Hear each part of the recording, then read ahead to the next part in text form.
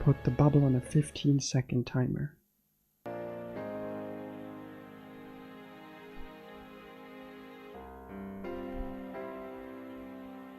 Okay, testing 1, 2, 3. Oh fuck, I'm already going. Holy shit. Oh no. Wait, when did I go to this overlay? What the fuck? Oh, did I just click a hotkey or something? Oh no. No, I was still warming up. Wait, no, you can't do this to me. No! This is why I can't use numpads, man. I was still warming my voice up! God damn it! Oh well. Okay, well I guess you got to hear me warming up. You're welcome. You're welcome, I guess. You're welcome. Nah. Also, I'm realizing I gotta actually disconnect and remove the chat bubble. Because when I'm in the GBA overlay, I'm not doing chat bubbles for the stream avatar stuff. Honestly, I still should. Because then I wouldn't need like an actual stream overlay, like a chat overlay. I could just have it be little avatars talking. And then I could just focus more of the screen real estate on other stuff. Anyway, hi! God damn it.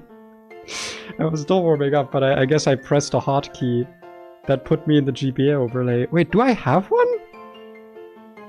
No, I don't have... Oh, I guess it's not a hotkey, it's just... I was fucking...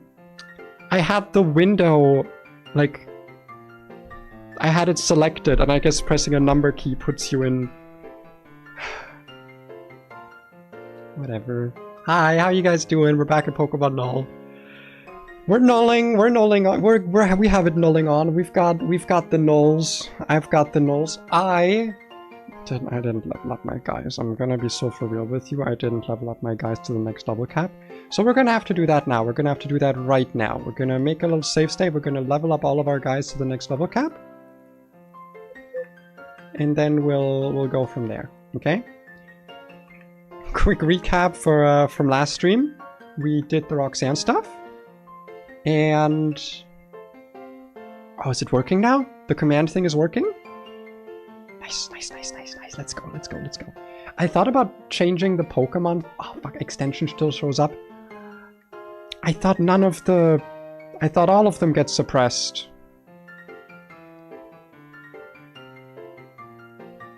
Grrr. I wish I could do that. Ah. God damn it. It's fine though, it's fine. Sadly we lost Phalanx. In hindsight I realized I did have a better way of beating the Soul Rock. It was Light Screen Meganium. However, would have required me to know about the Soul Rock being an issue and use a hard scale. So I'm still, all things considered, not too sad about... I mean, I'm pretty sad about the loss because apparently this guy kind of becomes Himbob, Himothy, Jimothy the fourth. Himbopulus the 7th when he comes online, and he's just kind of good, you know, first impression's kind of good, so definitely not a great loss. I also think this means we're on the same pace as last round, because I think we had Deathless Roxanne on attempt 1, so yeah. But I'm overall pretty happy with my encounters. I think they are pretty good. I don't think there's much for me to complain about. I think I do want Night Slash, yep. Foul Play, I think I want that more than Night Slash almost. And by almost I mean I do. Acrobatics, well your special attack's kinda shit, isn't it? Is it not? Is it yes? Is it? Let me check. Masquerain, where are you in my overlay? 60, yeah, you don't need acrobatics. You're fine. This moveset's fine. This is a good moveset. Screech, however. Yeah, I think Life Dew is fine for me to forget. I'm not really gonna use this that way in doubles. Soak, I think, is a bit more intriguing. I do have another bug type to abuse if I need bug damage. So I think it's fine for me to get rid of Struggle Bug here. Zen Headbutt. I'd rather have the Psy Shield Bash, to be honest. Like, the defense up is just pretty useful. Jump Kick! Is there really gonna be like a lot of roleplay strats? I feel like there isn't gonna be much. Like entrainment's one thing, but I feel like roleplay... Also jump kick sounded accuracy, so... I think it's worth teaching. I think it's worth teaching. Goodbye. And I like having Psyshock as an option. Imprison. Interesting. I think that probably has some really interesting tech.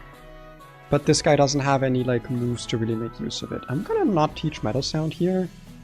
Same with Payback. I like this guy's moveset. Screech, Taunt, Fake Out, Steel Move is a good moveset. Body Slam! You're good. You kind of need Synthesis.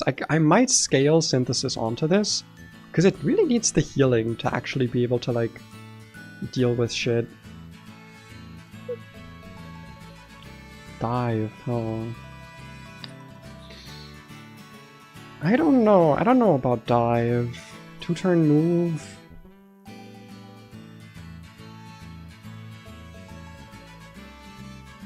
I like having the option to lower speed, I'm sorry. Yeah. We're lacking a good water type attacker. It's kind of just Omastar.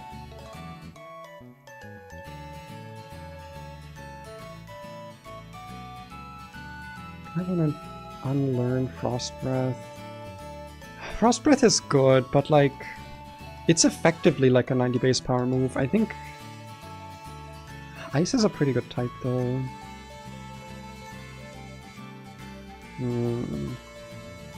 My messages don't seem to appear in the chat box either. Wait, have you been typing more messages?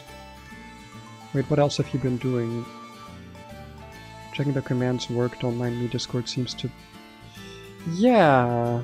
Why were those not showing up? I don't have it set to suppress anything else.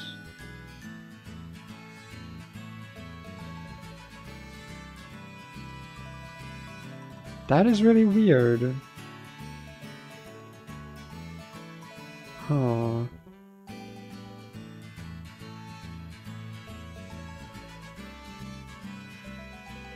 Yeah, Discord, the commands are like not... Is there like a timer on them or something? Dude, this chatbot is ass. I'm not gonna lie, this chatbot kind of fucking sucks, huh? Yeah. Might need command expert in chat again, yeah. Honestly, I'm just gonna get a different fucking chat overlay. I've been using Caster Labs and like I wanted to get rid of it anyway. I'm just gonna switch to like a Stream Elements overlay, honestly. Cause like honestly, fuck this. It causes me problems so many times, so often. And if not even the fucking chat widget, like the chatbot works, I'm just gonna get StreamerBot and have it do all that for me. And have it all in like one location. Also, I'm unlearning Frost Breath. Probably the wrong choice, but I'm committing. I'm committing to it. We do now get Crobat, so that's gonna be interesting. We actually get access to the crowing bat. But yeah, I guess the commands are just gonna be not usable for a little bit. Or maybe not usable, but like act weird or something. Topsy-turvy. How fascinating. How useful is Skill Swap really? Because like there are Pokemon with problematic abilities, but a lot of the time those abilities are not affected by Skill Swap anyway. I'm guessing this is mostly going to be useful in like, I guess Ice Cave or something.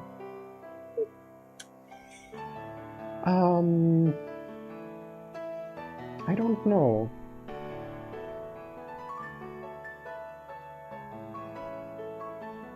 Because this could be useful. The problem is that, like, we're never going to be able to swap this in and, like, actually use it, you know what I mean? Like, if something boosts its stats, it's kind of over anyway. Unless I, like, outspeed it and then... It's a bit too niche for me. Like, it seems really useful, but it just seems a little bit too niche. I think we'll get rid of Psybeam here. Yeah, it means we don't have special attacking psychic damage, but... meh, who cares? Steamroller! Causes flinching. I'm gonna say goodbye to Pursuit. I just don't think this move's gonna be important. Screech? Similarly, this Pokemon's not really bulky enough to make use of Screech. Counter! Okay. Okay, we're cooking a little bit. So having both Toxic and Yawn on the same Pokemon does seem not that useful. I'm just wondering which one I'm actually gonna click more often, right? Because it's probably Toxic. If I can, like, stall something out. Yawn seems situationally useful, but, like... I think we give this Counter. I think Counter has some tech here. Soak. I'm gonna say goodbye, Sludge Wave. Hi, Flame. Not much yet, we just got started. Grass Knot! I'm gonna say goodbye to... I guess Leaf Tornado. That and Magical Leaf have, like, basically the same damage anyway. Tickle! Okay! Shell Armor Tickle. I am interested. I'm very interested. When do you get your next rock move? Let me go over to, there we go, Omastar. Power Gem is 65. Aww. I think that's 2 level caps from now. So that'll be post Watson.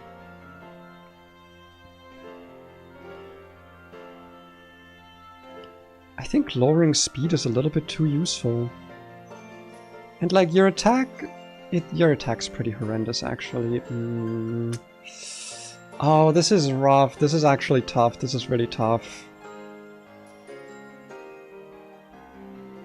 The lag is insane. Well, looks fine on my end, so it probably is on your end. I do want to have Tickle, but no special attacking rock move. I think it's fine. I think it's fine. AP is funny, but like, it's 60 base power. We'll be okay. I think we checked. I don't think this has a delay. I'm just gonna accept it if it does. If it does or doesn't. Cross Poison. Okay, now we got some actual poison offense that we can use. And Sludge Bomb. Weren't your stats like kind of... Yeah, you had like 20 special attack, 8 attack. But Crobat... I think we still get... It's very similar damage, actually. Huh. Yeah, fuck Super Fang, I guess. Fuck that move. Dual Wing Beat. That means fuck Wing Attack, because it's basically 80 base power versus 60, and only upsides. Heat Wave. You know what? We have another physical rock poison type attacker.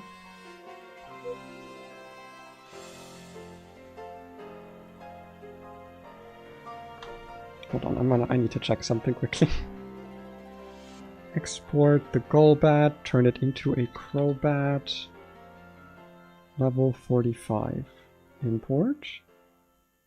And let's say you had Cross Poison and Sludge Bomb. And you're fighting something with equal defenses, so like a Shuckle, I guess. Sludge Bomb is more damage. Okay, that means we're getting rid of Cross Poison.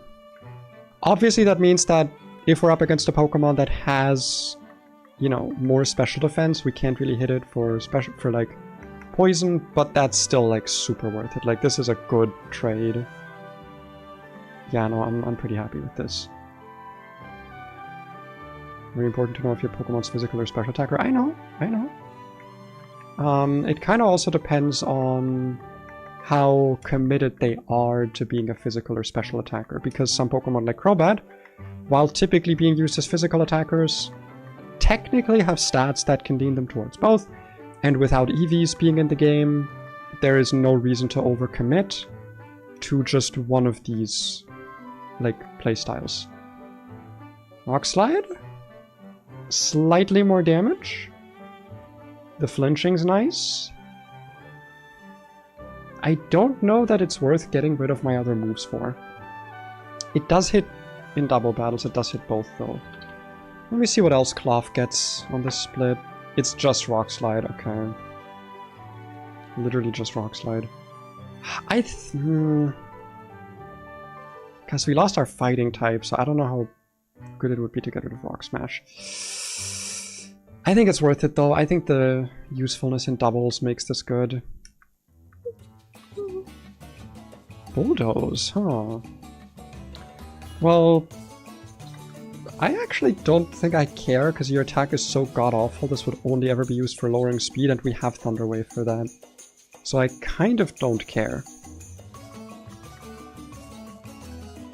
Worry Seed. Interesting.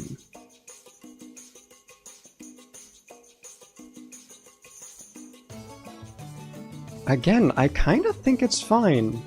Seed Bomb, though. Yeah, grassy terrain's not going to be very common. Seed Bomb is just kind of better. Temper Flare. No flinch chance. And we're not really going to have moves that fail on this. It is 10 more base. 10 more base power matters a lot. And like, I shouldn't be banking, but like also the burn chance. This has more fraud potential, right? This has more fraud potential. This has a lot more fraud potential.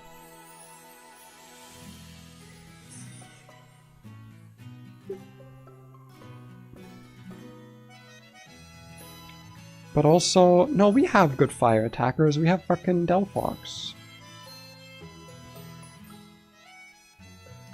When could a move from this ever fail? I guess if I hit into Protect or something. That's probably not too uncommon. I'm gonna go for it. Crobat also knows Nasty Plot, buddy, not in this game. You're thinking of other games where Pokemon learn stat boosting moves. This is not one of those games. You don't get stat boosting moves in this game unless you're absolute dog shit. Unless you're such a bad Pokemon that the dev feels comfortable giving those to you. If that's the case, you might get a stat boosting moves. Heliolisk gets Charge. That's a stat boosting move. Yeah, no, these kinds of difficulty hacks never give you stat boosting moves. Right. I've imported the new team. You know what? Flame, because I think you mentioned it last stream. If you care, oh, can I not put this in like a text file or something? I think I can. Hold on. I'd have to make a text file. Yeah, whatever, it's worth it. Text, null team, for planning along .text. Why are you opening 17 fucking code snippets? I don't need that. Save. Oh my god, what the fuck? Okay, well, I put it in the Discord. If you care, you can go there, get the copy paste. I didn't mean to close my folder, oh no. Oh no!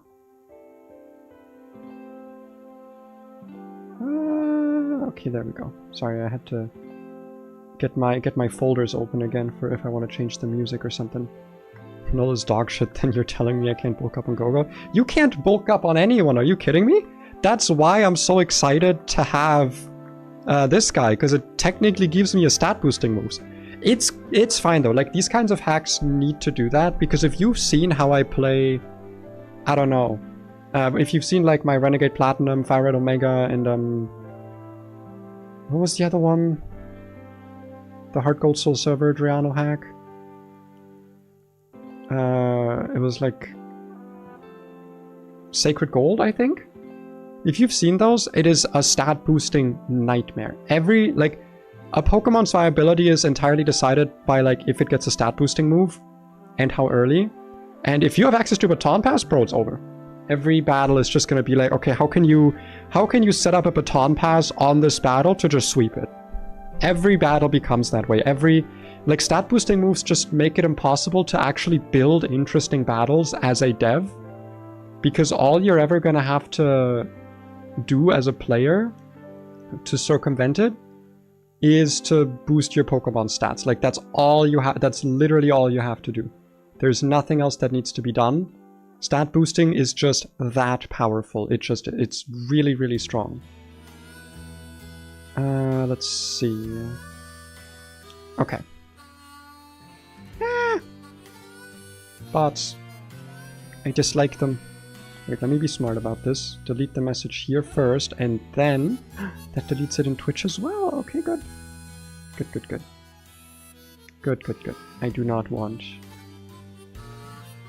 things. Disgusting robots. I'm the only good robot. That doesn't even make sense until I show my new model. Anyway, I think it's time for some planning, isn't it? Because we got some battles ahead of us here that will also give us some encounters. So let's hop over to this screen, I think. If it's gonna, there we go. So, get my little planning app out. By the way, I bring good news. I bring good tidings. Good tidings. What am I even looking at? Hold on. Youngster Schmo. That's an interesting name. So Brawly split. This is route, what was it, 116? Route 116. Null Youngster Schmo. .canvas. I have fixed up something in the canvases. If I go and put in Pidgeot, I can now once again resize the image. It is possible yet again. So yippee! Yippee for that. Yippee for image resizing. I have fixed it by entering a code snippet. I don't know what that means, but you know, I done it. I done did it. It done did do. I did done do it. Where are we? Why is sand up? Sand's not supposed to be up. Obsidian fixed that bug. That was... No. Obsidian still has the bug, but you can enter a code snippet into your local program to change things in the appearance of it. Because Obsidian is very highly customizable. So I looked online and someone else had made a code snippet that fixes this problem temporarily until Obsidian fixes it themselves. At which point I will have to disable the code snippet because it might, I don't know, like overlap with what their fix is going to be. But that's the nice thing about having such a customizable node app, is that I can just, you know, do whatever. I can do whatever with it. So, we are dealing with a... let me do something else here quickly, actually. Make this a lot smaller. Because I don't like seeing what like I have highlighted over here, because it looks kind of weird. Okay. You're very dependent on boost, then how will you fare on actual Pokemon battles? And you're not sure what to do, like how Null does its game plus with the Nuzlocke? What do you mean? Like new game plus? Like, just to be fair, by the way, these games are not meant to be played without documentation. Like, you can't play this game blind. I straight up think you would not get past Roxanne if you're playing this game blind. Because the game gives you the tools to handle the opposing Pokemon and the bullshit that they have access to. You do get the tools for it, but you need to know it's coming. If you don't know it's coming, then yeah, stat boosting becomes a lot better. Or like a lot better to balance around, but at the same time, like, it's still... Every battle just becomes like, okay, I'm gonna set up on this battle, how do I set up on the next battle? You just get like the safest setup Pokemon in front, like Togekiss or something. Like if you have like an agility nasty plot Togekiss, nothing can really one-shot that, so you just Encore, agility, like you just wait, you see what the opponent's lead Pokemon is, encore it into something, set up like an agility and 1 or 2 nasty plots, and then you win any battle. It does not matter. So that's why these ROM hacks don't give you stat boosting moves. And if they do, it's typically on Pokemon that like are so bad that they really need the buff. I know Run and Bun gave, what was its name, Druddigon? Access to Hone Claws, which is crazy good in a game where you don't get stat boosting, but it's such a bad Pokemon that even with Hone Claws it didn't really see any play. Anyway, Pidgeot with a Wakanberry, Mirror Move, so it can copy my shit. Lanoon with an Ayapapa Berry, which is just healing, Belly Drum Extreme Speed, okay. And Gluttony, so it'll eat this at half health. And then a Life Orb competitive Wigglytuff, which I remember from last time being a bit of an issue. Luckily, we can just one-shot this with Rock Slide, so that's a nice thing.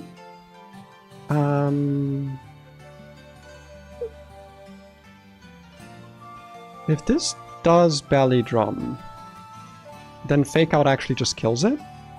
E-Speed becomes an issue, but it actually can't one-shot me through it.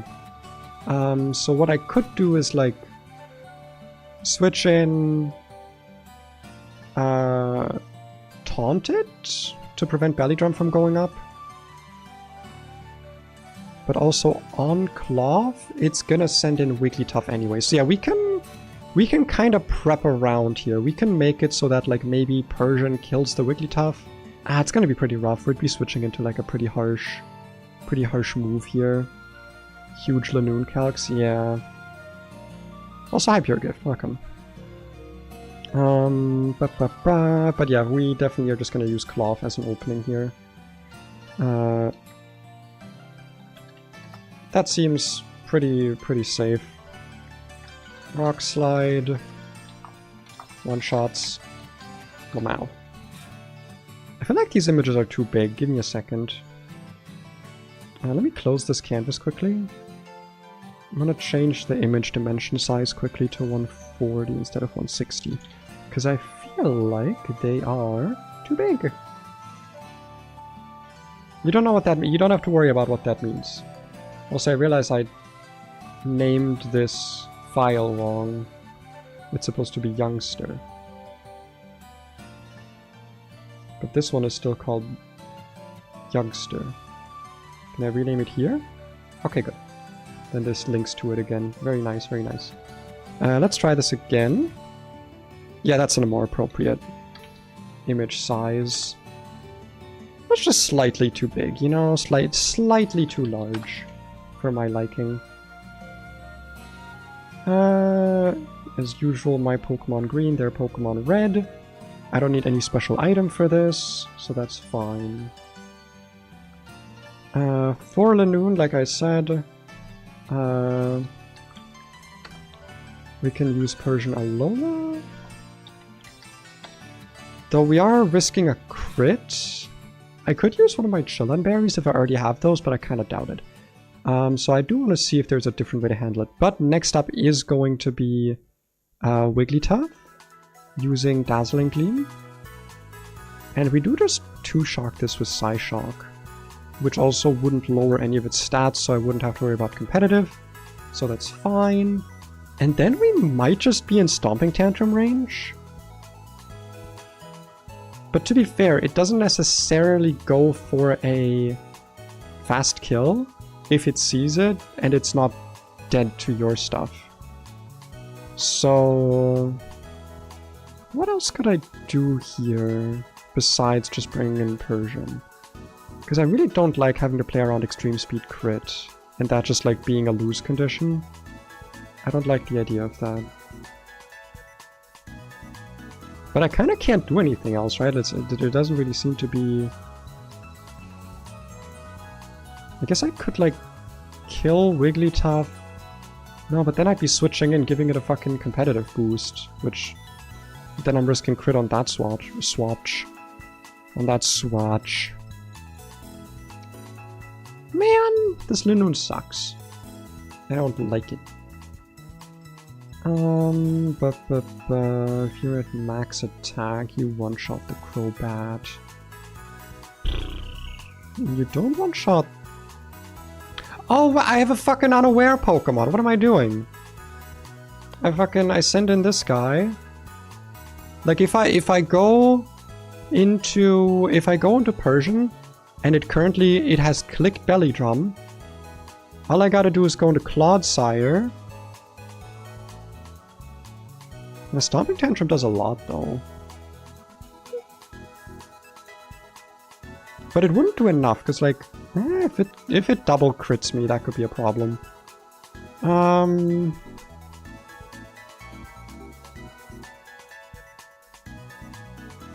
actually Clodsire is not that great here, because I literally just got rid of Yawn. Because that could have been like an answer here, I guess.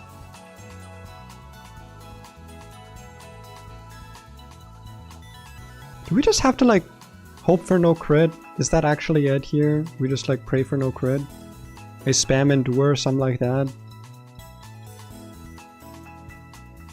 Let's just bring the fight. Let's just do it. We're still early game enough that I kind of just have to take some risks here and there. I think that's fine. I think that's okay. Slap a fucking bright powder or something. I hope they add more monsters to the pool and maybe give buffs to some random underpowered mon. You mean in Null? Like in this game? Because that is a big doubt. Big doubt. Kills with foul play if it has belly drummed or can taunt to prevent belly drum, in which case Wordier kills. However, comma, crit stinky.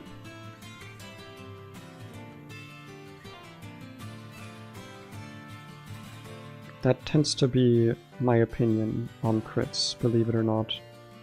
I think crit stinky. That's not what I want. I would like a Wordier in green. There we go. And these two should be able to handle the Linoon. You just handle the Pidgeot. Two-shot with Psy-Shock, and don't have to worry about stat drops affecting competitive.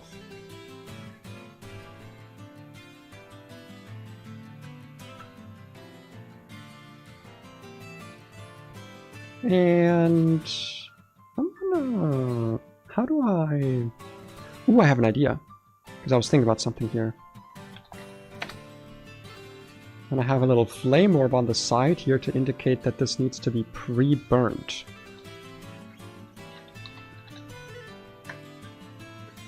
Not holding a flame orb, but it does need to be pre-burned. Alright, that seems like a pretty good plan. Let's just go into the battle. I don't really want to futz around any more than I have to. For backup, just in case... Probably gonna be bringing...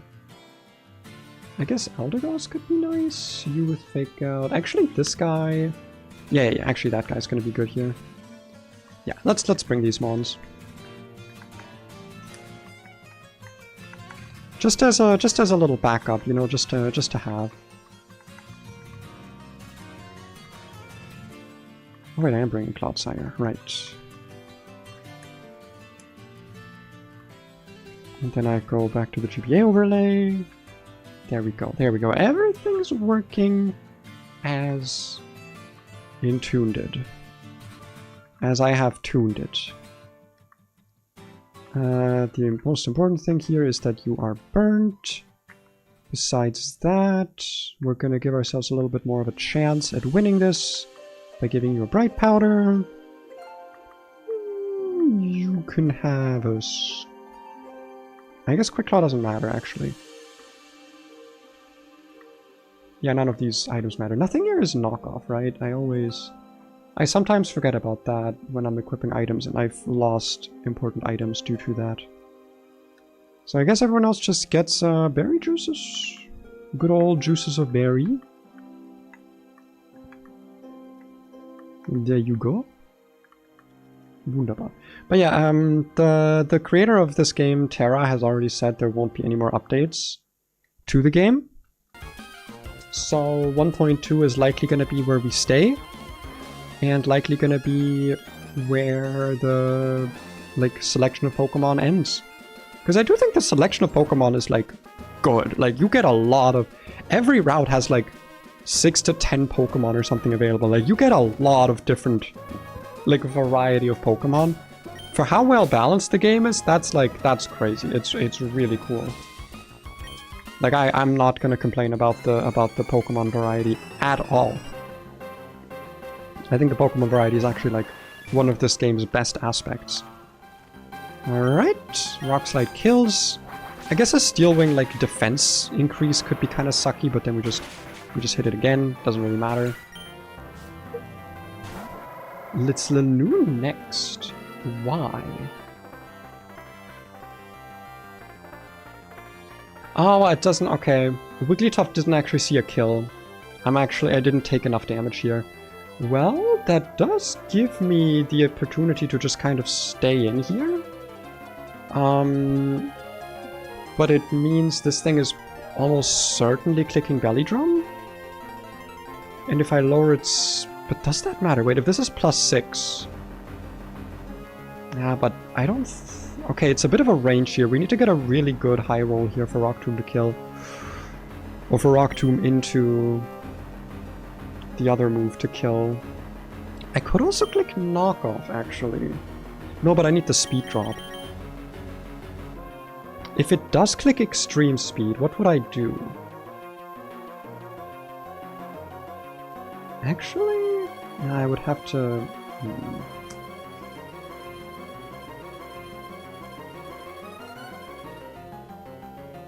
There is a play here. There's maybe a play here. There's potentially a play here. So if this thing is slower...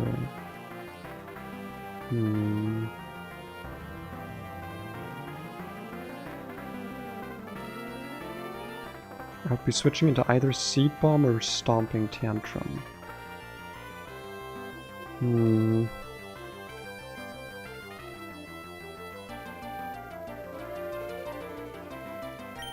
No, I think we swap here and just we hope for the Belly Drum. Or sorry, we don't hope for the Belly Drum, because like if this Belly Drums, I would have needed to equip a Muscle Band. If I had had a Muscle Band equipped here, it would have actually been fine, but I didn't see that this could have been like an option. That's on me. Muscle Band would have been amazing here, because that would have meant I'd get like just a free kill, essentially. But yeah, we don't get that. We're gonna go Domesticat, we're gonna hope for no Belly Drum. If it's Belly Drum, we... Okay, that's fine. That's fine. Because now we just, well, we Fake Out first and foremost. Now we Taunt, so this thing cannot Belly Drum anymore. Yep. Meaning this just can't really hurt me, and I 2, but technically 3-shot it with Foul Play because of the Ayapapa Berry, because I did not knock it off. So it's a 3-shot.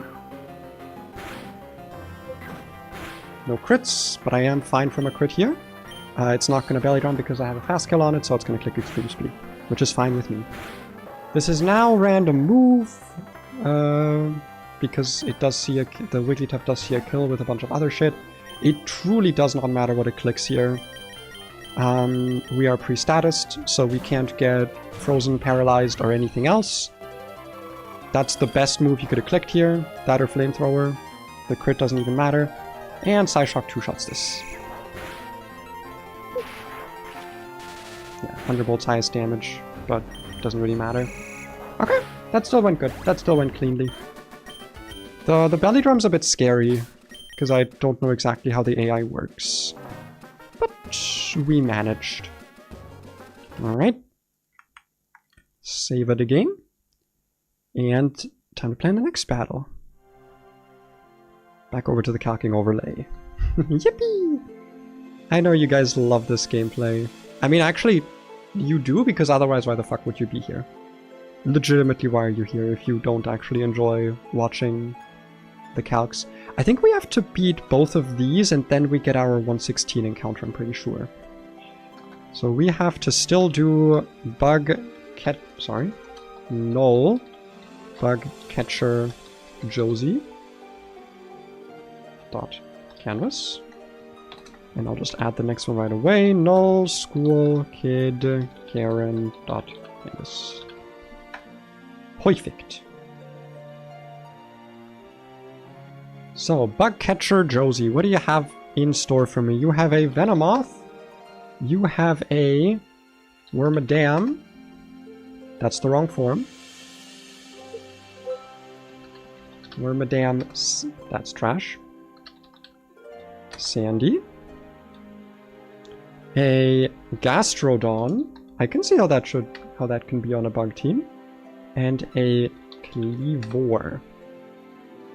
Red on all of those.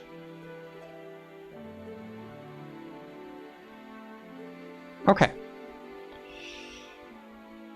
The Venomoth is Tinted Lens with Quivered and Sleep Powder. Slide 1 Bug Buzz, okay. Then a Wormadam with an Ockaberry, that's the fire one, I think. Earthquake, Stealth, Rock, Sucker Punch, Rock Tomb, okay. Potential Rocks. Rindleberry, which is the anti-grass berry. With Storm Drain, Earth Power, Scald Recover, Ice Beam. So we have to be careful using water moves to kill these two Pokemon. Because Gastrodon could switch in. And get a Storm Drain boost. And then Cleavor with a Rock Gem, Morning Sun, Stone Edge, Lunge, and Brick Break with Sheer Force. Gotcha. So, we have just a clean fast kill on the first Pokemon using Delphox. So that is already a delicious, delicious feeling. Fast kill with... what is it? Doesn't really matter.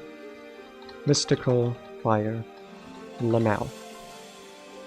We don't need to be pre-burned, but we still should be pre-burned. Either way, it doesn't really matter here. Who will that bait in?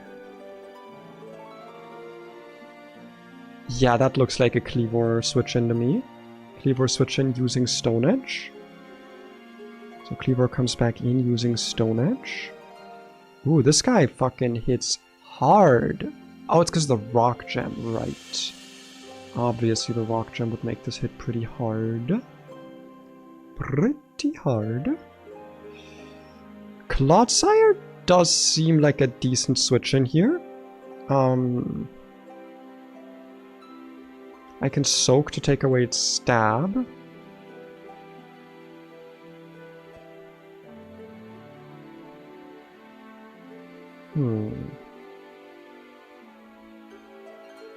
Not a lot of rock resists we have here, not gonna lie.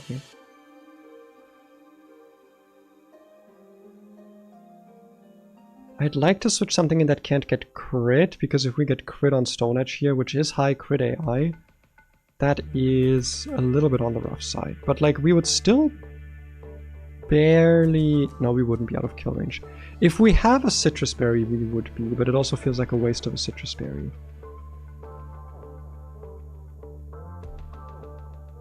But we can also just swap out afterwards, right? Like on the lunge we go into like Berserker, fake out 2 Metal Claws, and that should kill. Unless we roll really bad rolls. I could also just do fake out Screech Metal Claw. But that also is not guaranteed to kill. And I don't outspeed this, so I don't know why I'm even like looking at that, to be honest. But yeah, let's say the Rock Gem's gone. So we go Clodsire, Rock Gem is gone. This still just kills most of my Pokemon, dude. That's crazy.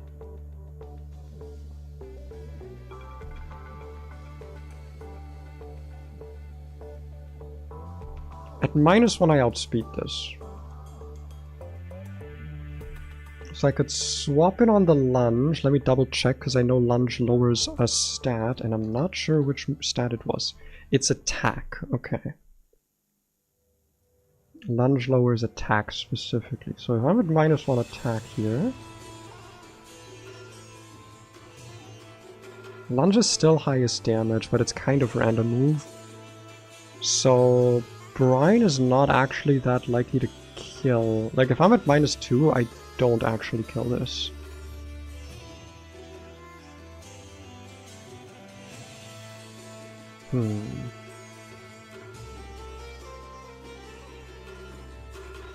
It still kind of feels like my best option though.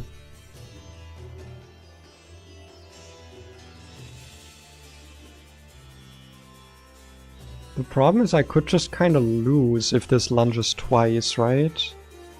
Wait, no, doesn't Sheer Force remove the secondary effect? Yeah, it nullifies the secondary effect, so actually I'm not gonna be at -1. Never mind, this is actually safe. Okay, this is safe, that's good, that's good.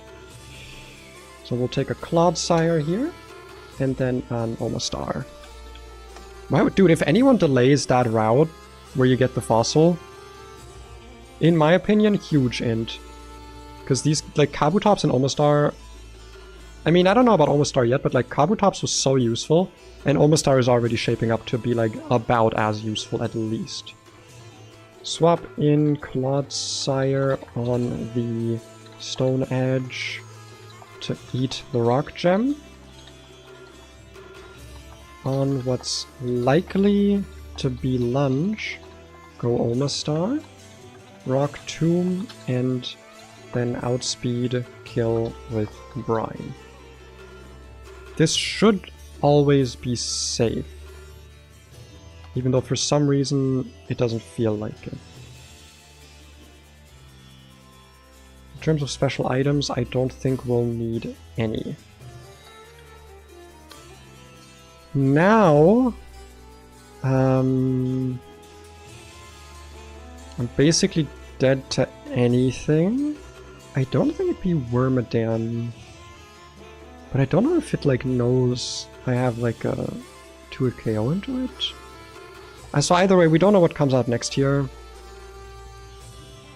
because we'll be so low HP. Does almost start getting booster moves? Nope. Dude, Shell Smash? If they give this to any Pokemon, I need to check. Because like, dude, do you understand how fucking broken Shell Smash is? It's literally like an all-in-one setup move. You get +2 speed, you get +2 of either offense stat, it does not matter which one you use. Like, this move is game-winning. In any Nuzlocke, even if you don't have documentation, this move is game-winning. Yeah, only Shuckle gets it. I was gonna say, I do remember Shuckle getting it. This is the only Pokemon where it doesn't fucking matter. Because, you know, stat boosts are multiplicative. And I don't care how often. If you have 6 times 10, that's 60 base attack, effectively. That does not matter here. You do not keep Shell Smash on this thing, because it also doesn't get Baton Pass, so it does not fucking matter. And also, like, Power and Guard Split do not... at least I don't think they take stat boosts into account. I think they just average your base stats. So yeah, like, the one Pokemon you get it on, and it's a meme. You do not get Shell Smash in this game. It's like I play Pokemon, it's crazy. No, I get it, but like, the thing is, like, there's so many games where you can just stat boost rush through the game, right? Competitive Pokemon, regular Pokemon, a ton of ROM hacks that are more story focused. There's a lot of games, there's even a couple of like difficulty ROM hacks. Like I said, Renegade Platinum has this. Basically all the Drano games in general have this, where you can still stat boost. I know the dude I invited to the server the other day, the streamer, Nat, they've been playing Radical Red. Radical Red still has stat boosting moves. And like, listen, I don't want to say it like makes the game too easy, but to me personally it makes the game uninteresting. Because unless you're adding some extra challenge to it, it's just not really that difficult. And like I said, every fight plans out the exact same. Like, you plan every fight the same way. You're just like, where's the setup line? Where's the line for me to just boost? You don't give a shit what the opponent has. You just care up to the point at which you can circumvent what they have to boost. Yeah, like, opposing Pokemon get Shell Smash because you as the player can play around it in interesting ways. Like, the move itself is only a problem when you as the player have access to it. I know that sounds really weird, but that is how it works. And it does make sense. We can just two-shot the Gastrodon here with Leaf Tornado once we break the Rindleberry. We are going to need to switch in on not Ice Beam. And also we are going to need an Aspir Berry.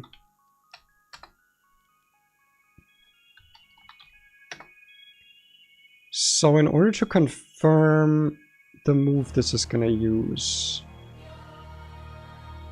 I guess, do we even need to do that? We kind of don't, right? Like, if this Ice Beams after I hit it once...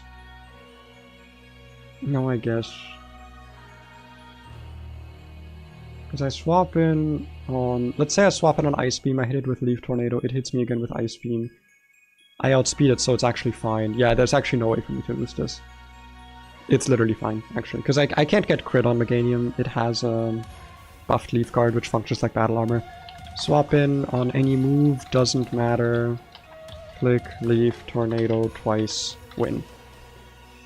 So yeah, this is an easy matchup here.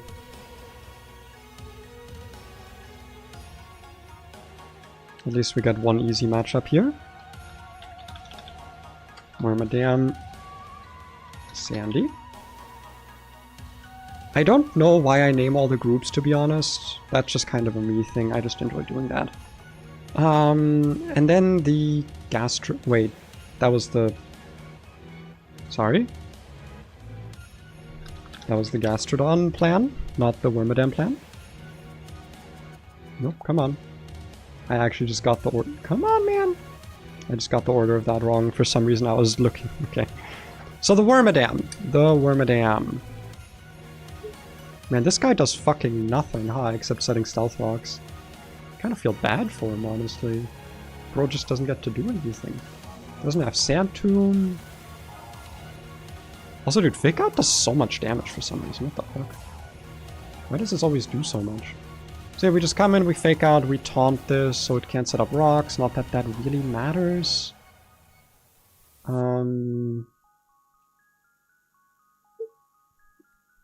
If it does set up rocks, it shouldn't mess with the Meganium plan? I don't think so, at least. It might. But luckily that's what we have taunt for. How do we actually take this out? Like, yeah, Foul Play 3 shots it, but it's a bit slow.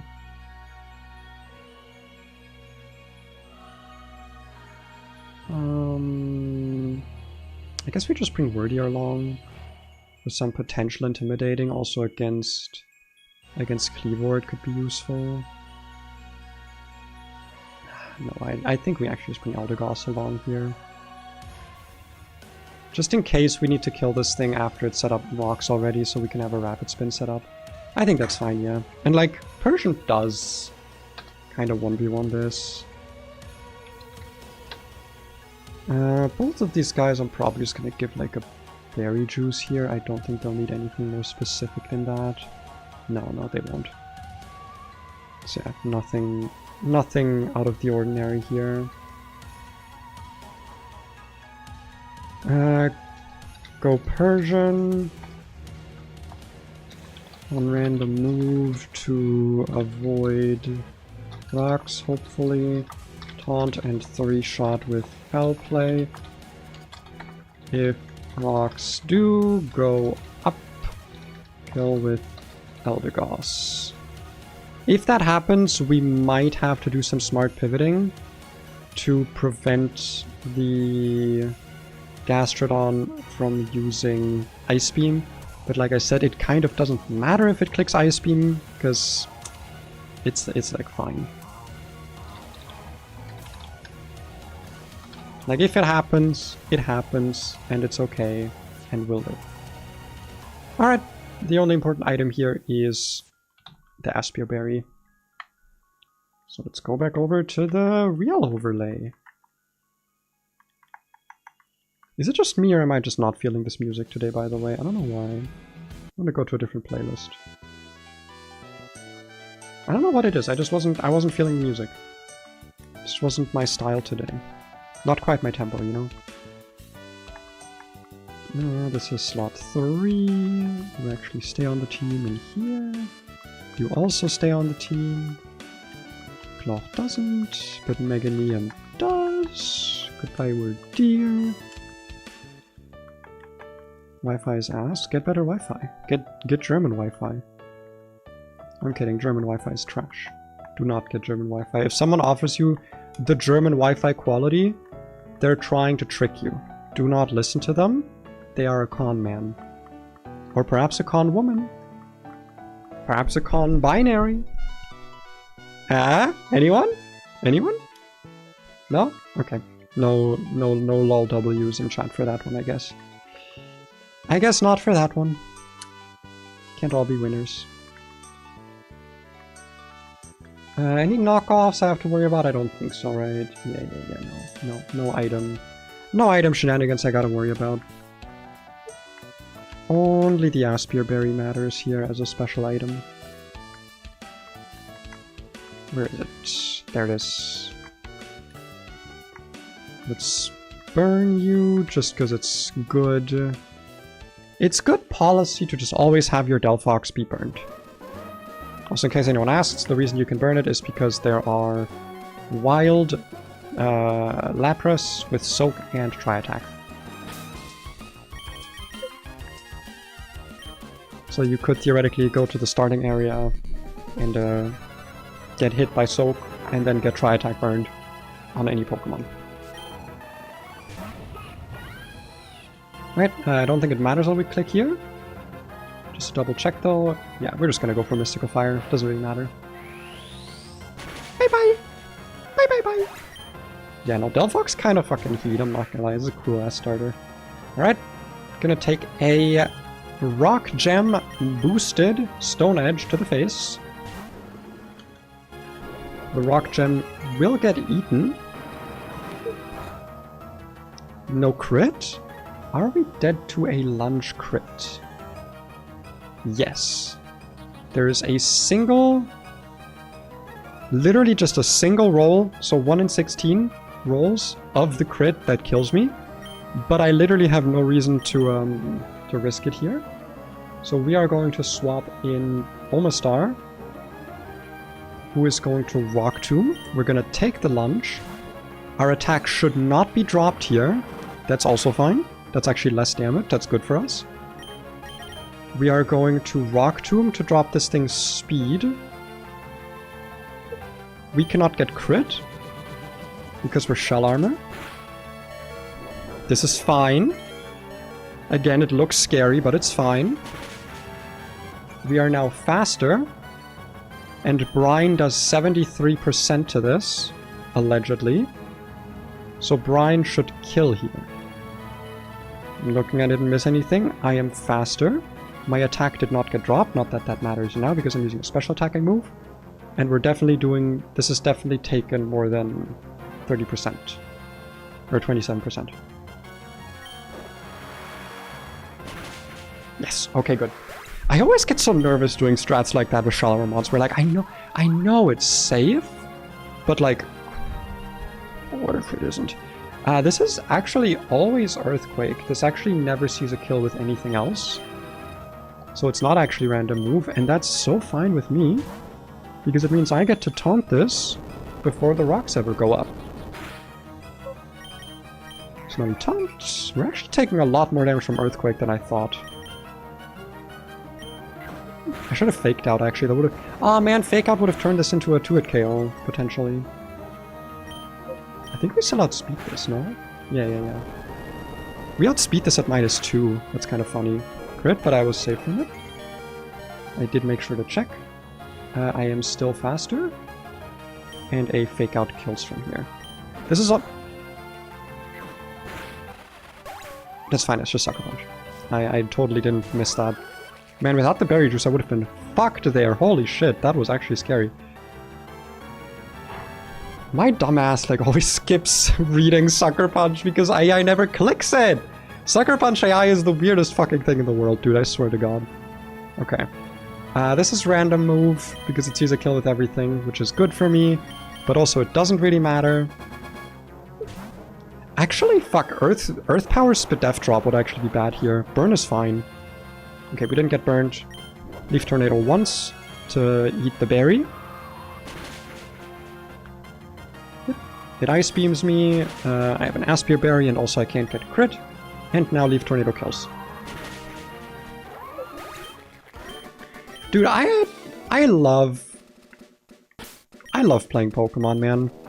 Just stuff like this where you see a line and you just play it out. You're like, yeah, stuff could have gone wrong, but it didn't because everything played out just like I needed it to. Because you planned it properly. That's what these Nuzlocks are about, man. That's what this fucking game's about. Alright, one more battle. And then we have to do like a pretty interesting thing here with the hiker. Little back-to-back, then we gotta do the tunnel. Then we gotta fight our rival. Then we got some shit on Route 106. And some shit in Granite Cave. By the way, if you have read my rules, I am adding something called Granite Cave Claws. I'm carrying it over from Run and Bun. Although, quite frankly, I'm like not sure if it's a good idea. Because there's... like Granite Cave, I think this is fine. I think this is an interesting encounter table to do this with. By the way, if you don't know, Granite Cave Claws is what I call my rule. Where if... like Run and Bun did this, and Pokemon Null also did this, where every floor of Granite Cave has a type-themed encounter table.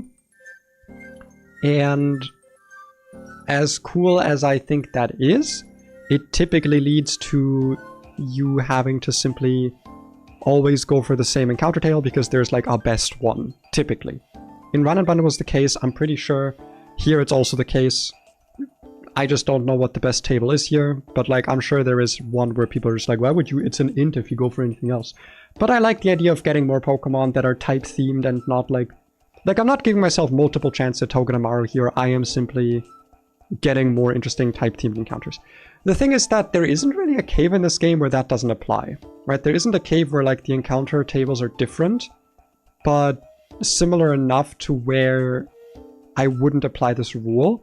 And there's actually some stuff later on where I'm like, maybe this is a bad idea. Like, the Mount Pyre stuff, this is a lot of encounters I would be getting extra, you know?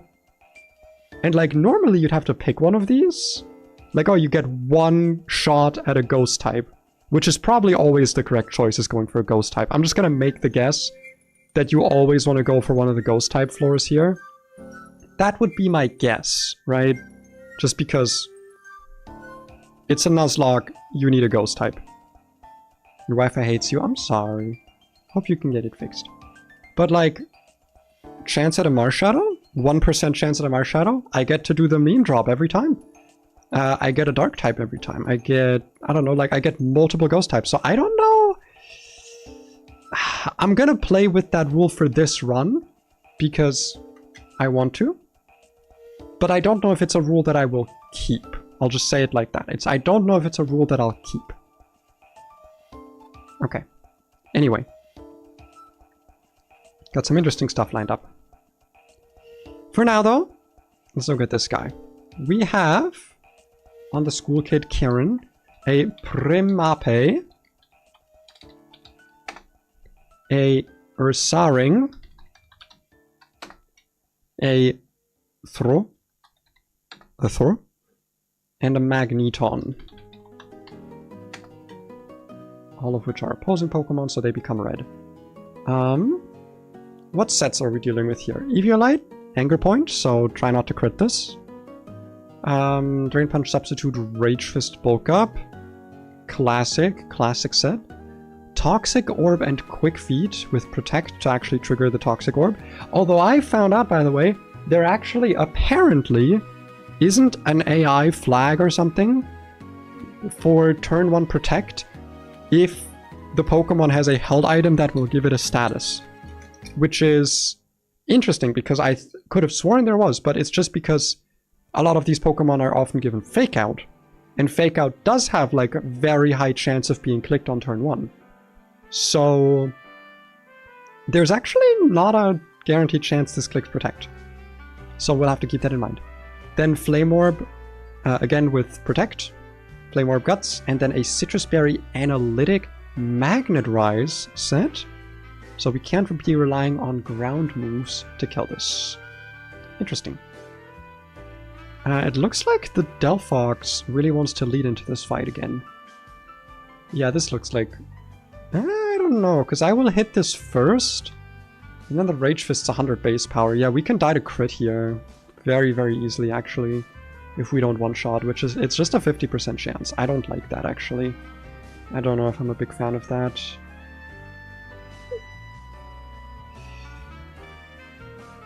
The Wordier looking pretty good. We're a lot slower. Dude, Primeape's fast.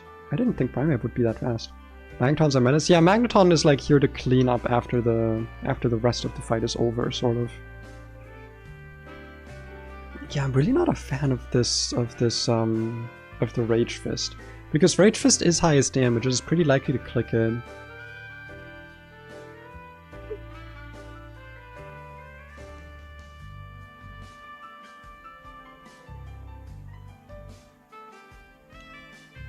I kinda like the Wordier lead more here.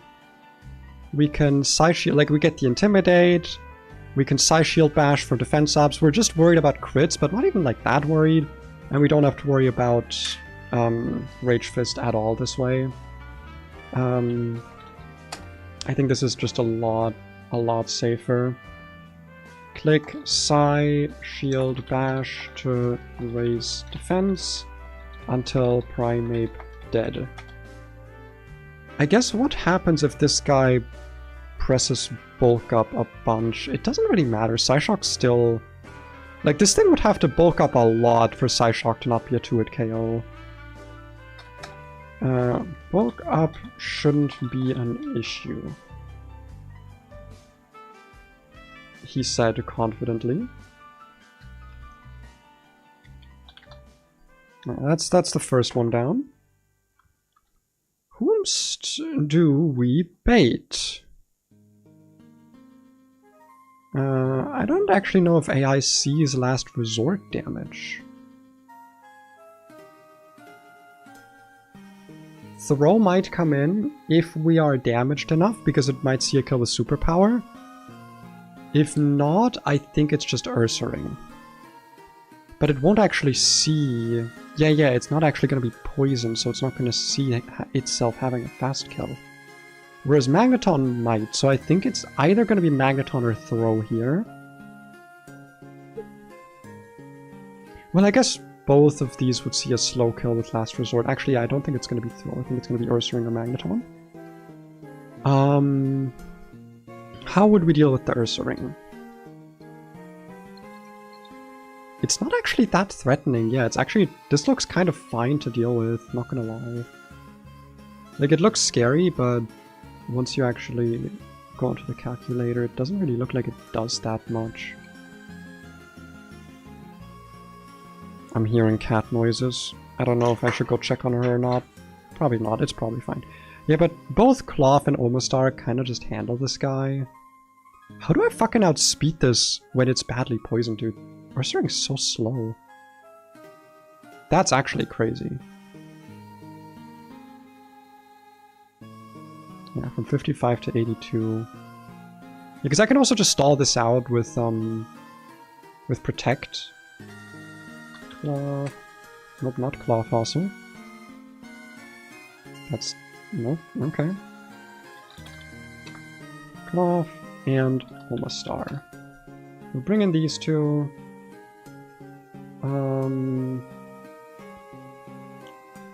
Can switch into anything and stall it out with Protect. Can't really damage me back. Yeah, this is a fine answer here. I'm not worried.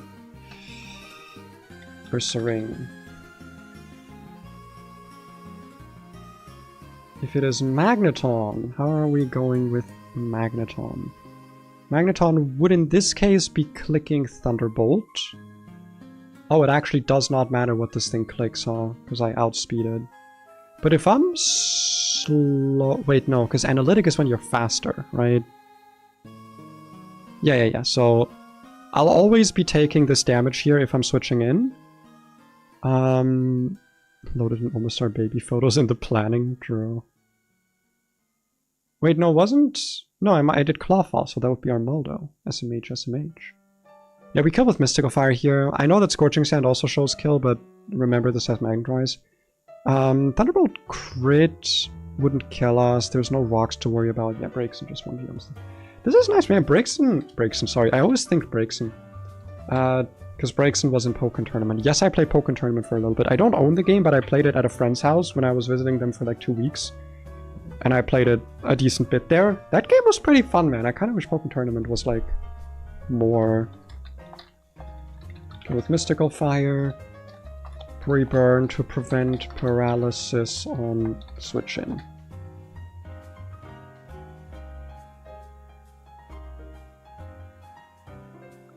Yeah, we're gonna put the little flame orb here to indicate that we need to be burnt. Okay, Magneton normally a menace. This time around, not so much. I'm playing a fan game while watching, hell yeah. Based.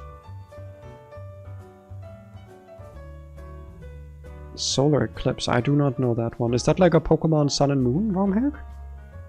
Okay, the throw. How do we deal with the throw? This guy kinda scary. This guy actually kinda fucks. Obviously we're gonna want super... I'm actually gonna add a little text box here on the side, by the way. That just says knockoff. And I'm gonna color it all black. Just so I remember. Just so I'm like, okay, this has knockoff. Be really careful. Don't equip any items. This has knockoff. Don't equip any valuable items that you're gonna be sad if you lose them. Don't do that. It says Stone Edge, Jesus. Okay, so yeah, the trick here is obviously to have this like superpower itself down to uselessness. Which, funnily enough, doesn't actually decrease its damage against Clodsire because of Unaware. What is superpower crit doing? 75%. Okay, so... Clodsire is not a great answer here.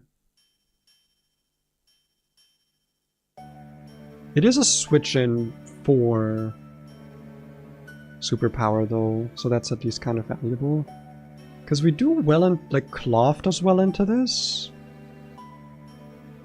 And we don't really have, like, any good superpower. Oh, in fact, we have this guy. So as long as we're never switching into Stone Edge. Masquerain can switch in, drop its attack, and then we bait Stone Edge exactly, which does have high crit chance. And then we can just kind of go back and forth. Problem is it's only going to lower its defense, not its special defense. So wait, when we bait Stone Edge, what do we swap in? I guess whichever one of these two is still healthier? Wordier can also come in, take a Stone Edge pretty well, get another Intimidate, and then Crobat can come in on a superpower. Because like, superpower never stops being highest damage, right? Yeah, no. Because it doesn't have like a random special move thrown in. And at -2 defense, Dual Wing Beat just kills. Not even counting the Flame Orb damage.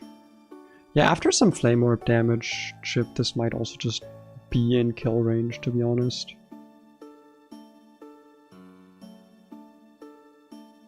If I have a Muscle Band equipped, and this is at -1, 88%, Flame Orb Chip I think is 6%?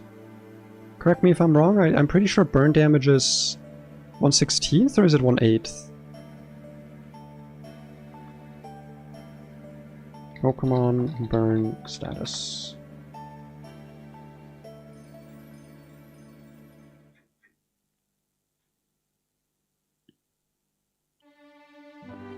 (1/16th). Okay, so around 6.5%.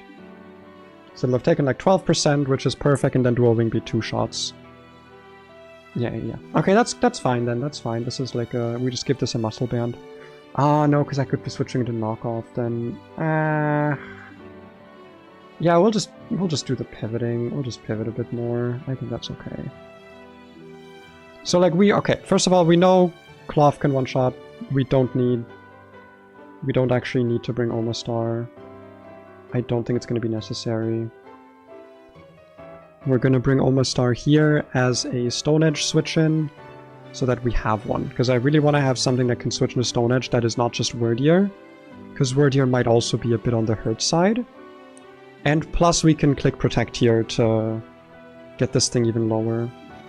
So we're going to bring, just for this guy, we're going to bring Masquerain. We are going to bring Crowing Bat. And we are going to bring Omastar.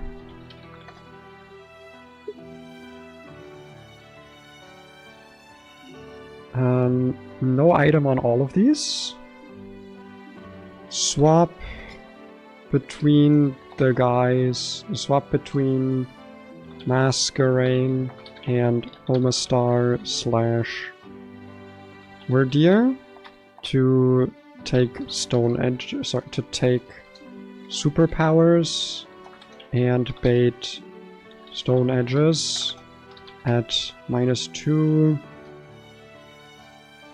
We kill with Dual Wing Beat.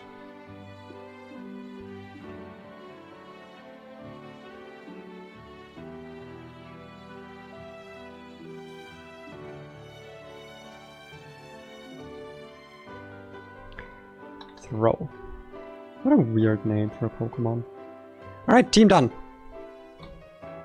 Nice. Oh, I was not reading chat at all, I'm so sorry. Play more perhaps a lot, it's a new game, it's complicated. Alright, fair enough. I can handle complicated. You're seeing me handle complication right now. You think I'm too stupid for it? Is that what you think?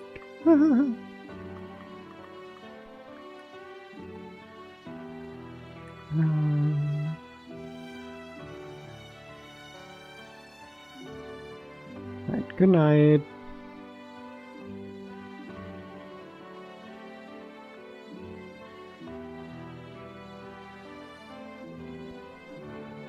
Good night, Legend.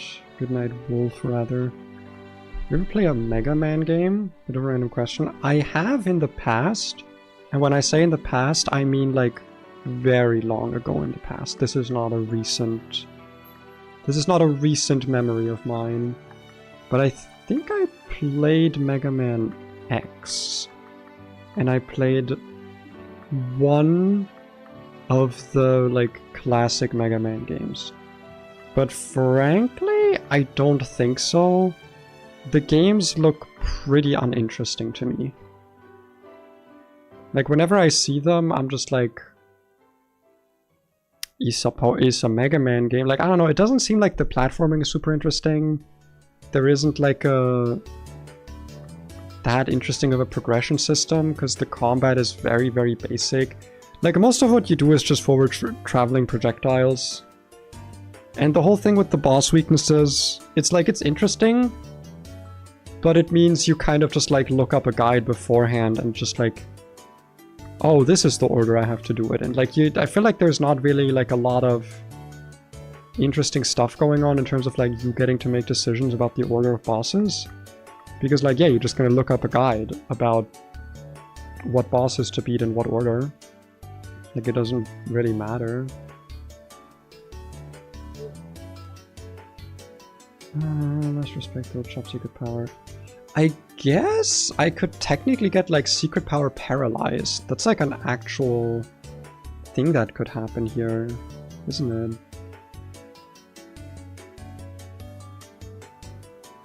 Which means I probably should equip a Cherry Berry. Gonna dip. Have a good night. But I think that's the full team done. Again, none of these guys have items, so that I don't risk baiting knockoffs. Cloth and Delphox should never be swapping in, so that should be fine.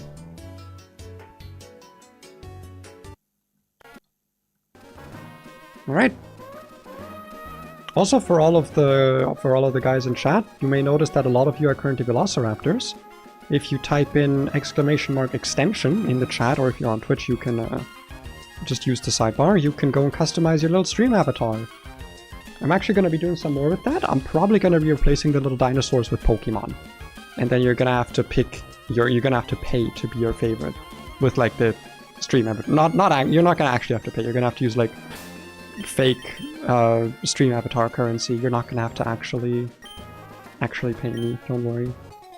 Alright, let's go get our encounter after this battle. And hopefully not lose anything during this battle. Yippee! Strat here, we just click Psyshield Bash.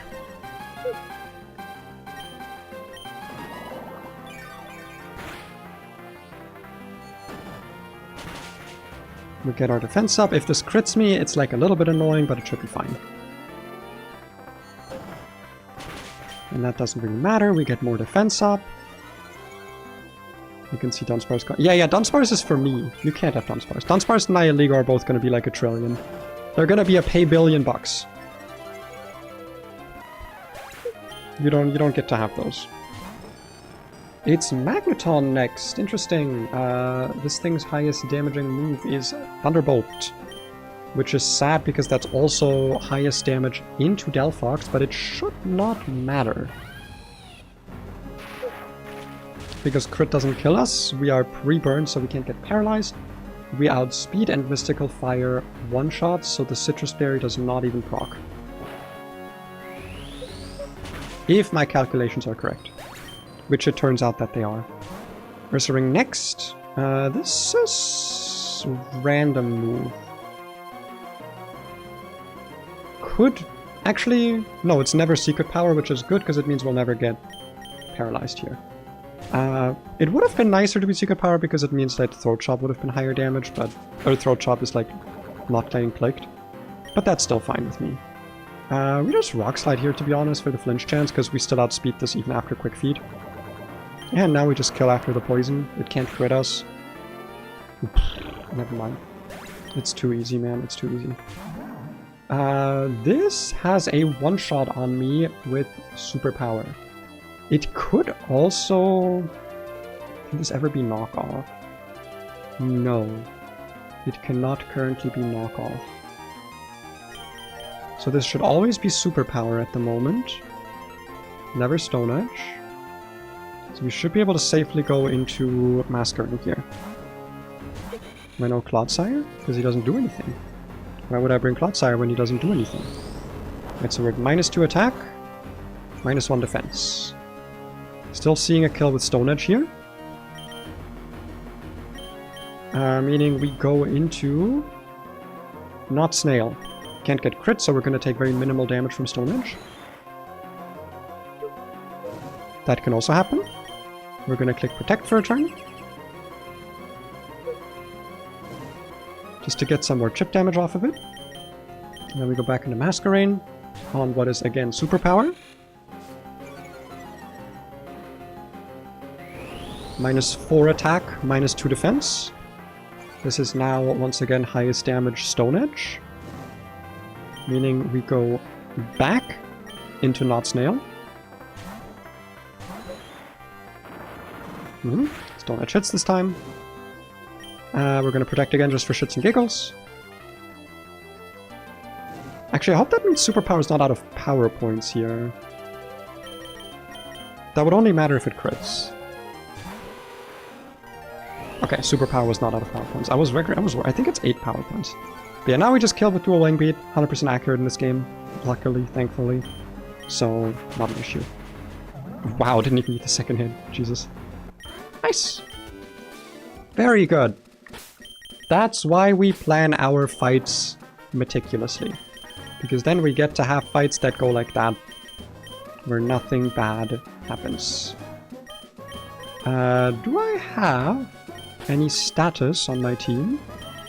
I do. His name is Heliolisk.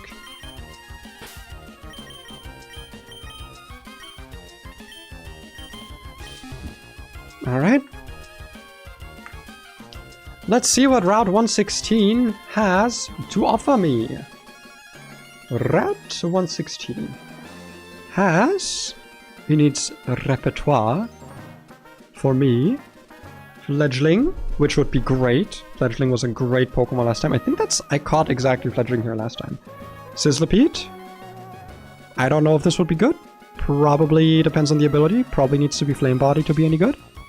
Nidoran male and female.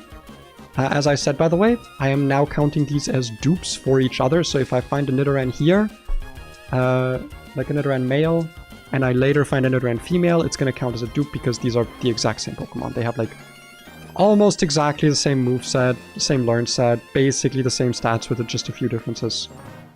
So yeah, Gligar would be amazing. It's guaranteed Poison Heal in this game for some fucking reason, and we get it now? That'll be pretty good. Fungus, probably pretty good. We don't get Regenerator, but like it would still just be like good typing, bulky. Spore at 62, not gonna complain about that. Clear Smog, it would be like okay. I don't know how much use he'll really see. Combi, probably pretty good. Vespiquen was decent last time. Might need to change up its set a little bit more than I did last time. Coughing, no clue. Weezing Galar, huh? That would be pretty good, having a poison type with, or a poison fairy type with Levitate. That in and of itself has a lot of utility. I would like that. I would like to try that. Chocodet's a dupe. Morlul. Apparently this Pokemon is not very good, even though it gets Spore now and Strength Sap. And Giga Drain. It just kind of has bad stats, but Illuminate in this game has been changed to be Special Type Intimidate, so that could be interesting. Charmander, I guess, could do stuff. It's always Blaze. We probably get Mega, yeah, but like, I don't know if this really does much. I mean, Fire Flying is a good typing. Assuming we don't get Stealth Rocked, so... yeah. Not really any misses here. I feel like the Nidos might be a bit of a miss, Sizzlipede's a bit of a miss. Maybe Morlul, but like besides that, I'm kind of happy to have anything here. Assuming we actually get the right... well, I mean, Flame Body's not that terrible on Talonflame. Gale Wings is like nice, but I don't think I ever really made use of it. So yeah, I think either way what we get here will probably be fine. Nidorino are different, no? I mean, yeah, but like, why would I keep it at Nidorino? And even then, their stats are still pretty similar. Like, they're not the exact same, obviously. Like, Nidoran female's a bit more bulky, Nidoran male's a bit more aggressive, like offensive.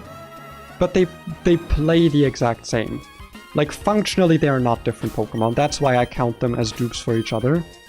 Because besides like 10 or 15 stat points on the offensive and defensive stat, they are just not actually different. They do all of the same things.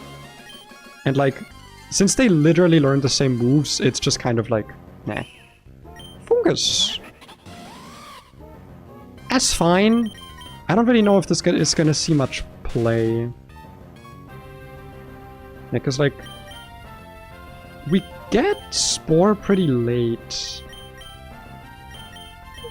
I kind of like the idea of catching this in a Timer Ball, because this is such a stall-heavy Pokemon. Yippee! It'll have a unique little throwing animation, if I do that. Alright. Fungus! Remember, our nickname theme is 2 words. 2 short words to describe something about Fungus.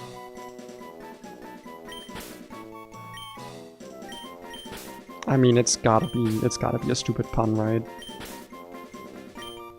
There's not much room in here. There's not much room.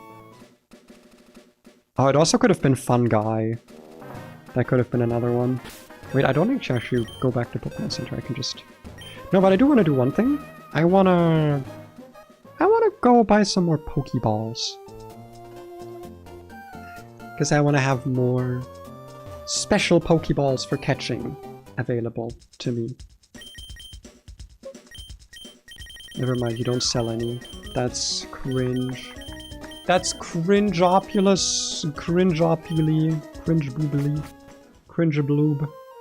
Okay, Fungus, what do? You evolve at level 39, so we do get Fungus evolution right now. This gets Synthesis, Clear Smog, Screech, Toxic, Giga Drain. It's a bit generic, I'm afraid. It's a little bit of a generic, like, offensive Pokemon. Super Mario? No, because that's like a reference. Also, I'm not a big fan of Mario games. I know. They're good. Don't get me wrong. I don't care for the brand. I don't know what it is. I just think it's uninteresting. Okay, Mario games do not seem interesting to me. I've never cared about the big green guy. I think Ingrain's a bit of an int. Getting yourself stuck in a battle is almost never what you want. I didn't check his stats actually, but he's actually equally physically offensive as he is specially offensive, so it kind of doesn't matter if we give him physical or special moves. I really should have checked his stats to make sure.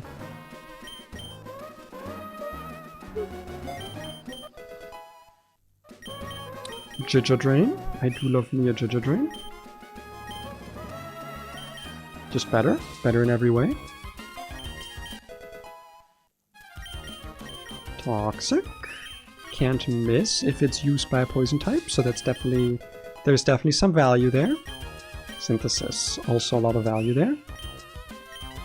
Gonna say goodbye, Sweet Scent. I don't really know what the value of that would be. Nice. Let's actually turn the music back on and do this on speed up.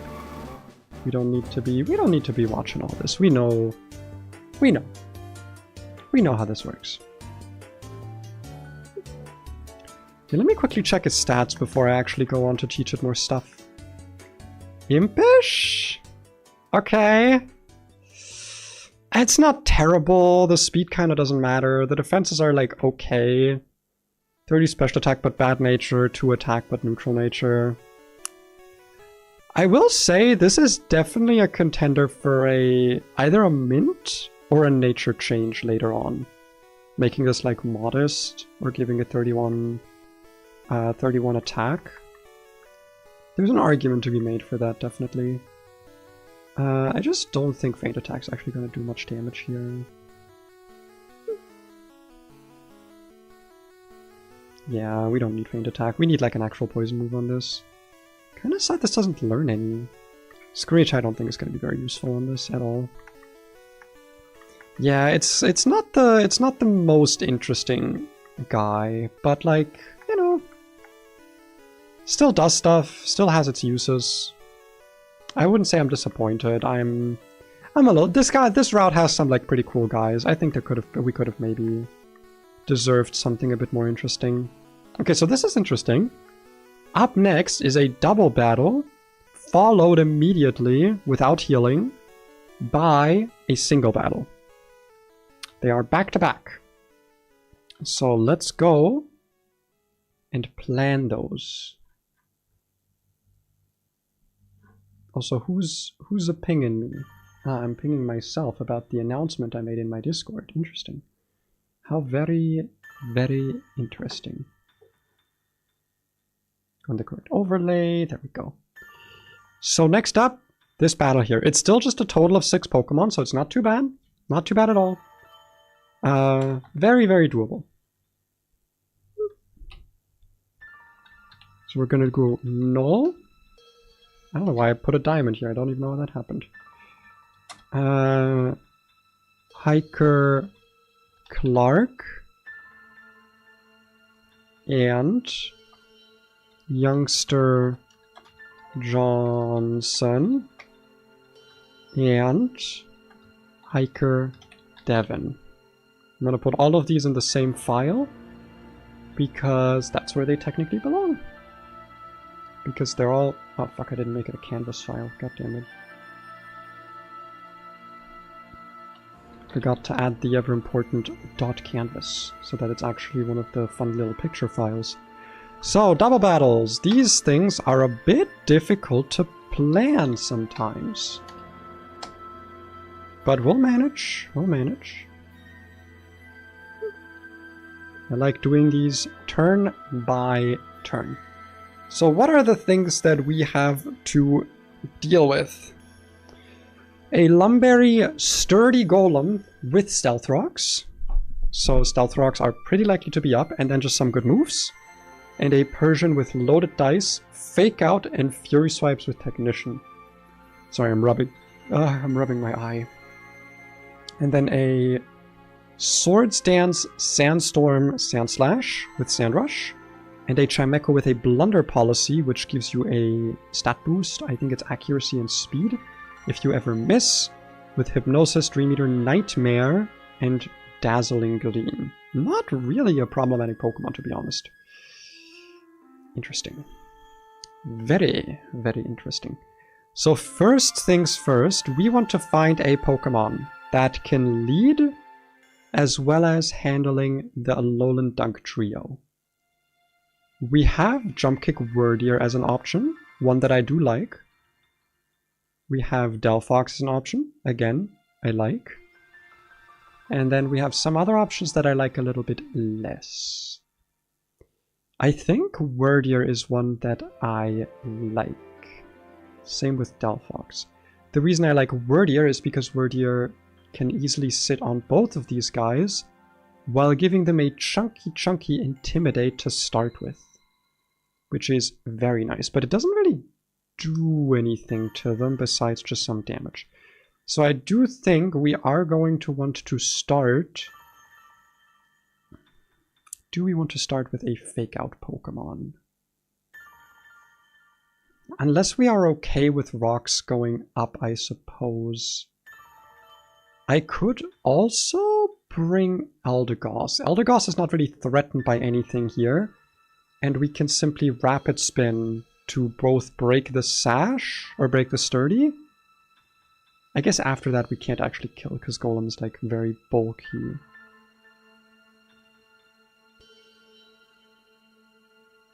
So we'd have to Rapid Spin and then you'd attack into the Persian or something. And then Chimecho would come out and also not do anything to us. Yeah, I kind of like this opening here. I kind of like this opening. So we're gonna do... That's not what I want. We're going to do Wordier. And... Wordier and Eldegoss as an opening. Because this way what we can do is on turn 1, this can be random Fake Out.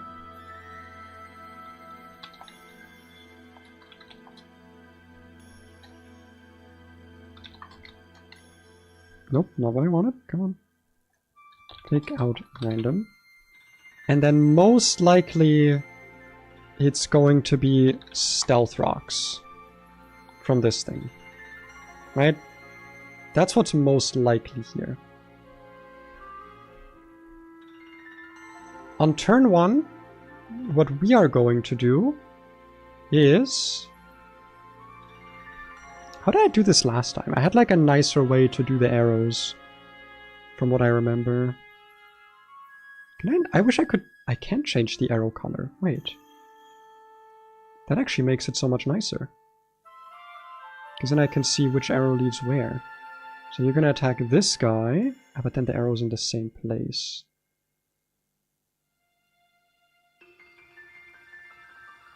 Man.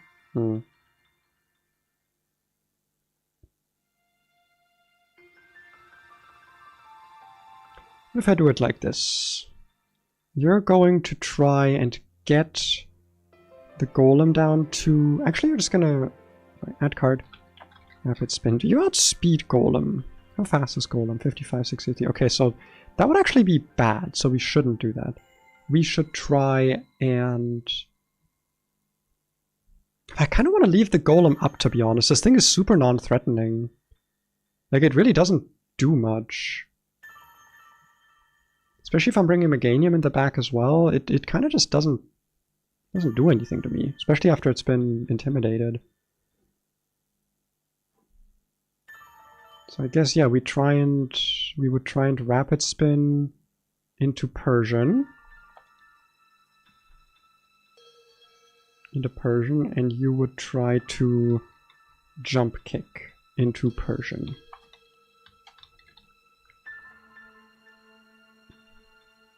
This does not look very pretty.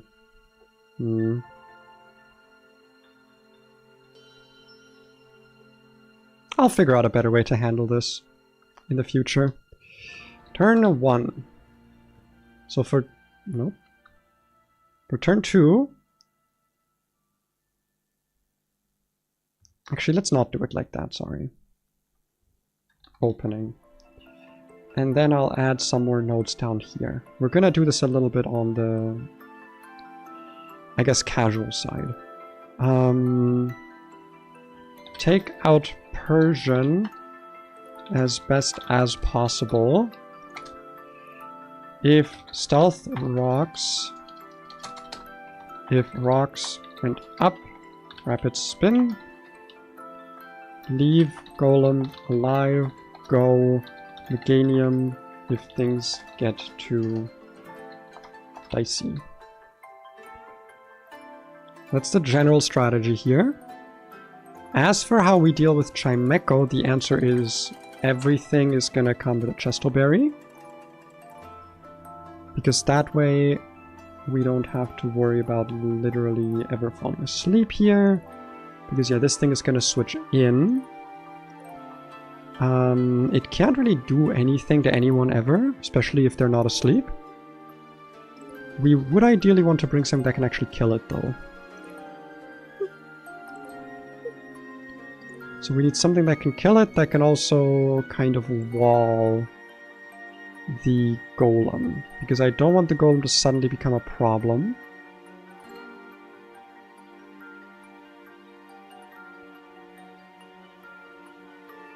Which doesn't actually leave me many options. I've not imported my new Pokemon. I don't think Fungus would be that good here, but it's worth a try.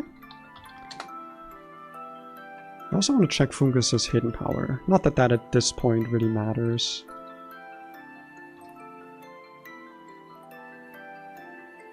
But where's the Amoongus? What? Yeah, I got Amoongus in the party. Why didn't it get imported? Did I not export correctly? Come on. Give me the full Pokepaste. There's the Fungus. Fucking just bro didn't want to show up. Bro didn't want the smoke. Oh wow, Fungus does actually just sit on this thing, never mind. Yeah, and then we could just bring it... So yeah, these 4 Pokemon open really well. They all deal with Chimeco. So that's really nice.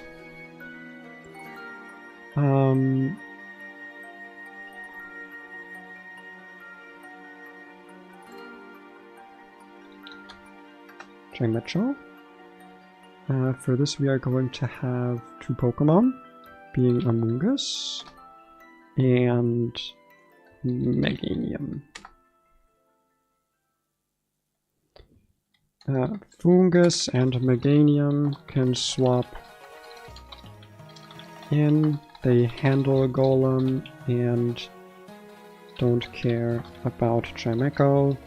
Use them if HP gets too low on anyone else. There is one problem with this though, which I'm kind of realizing here.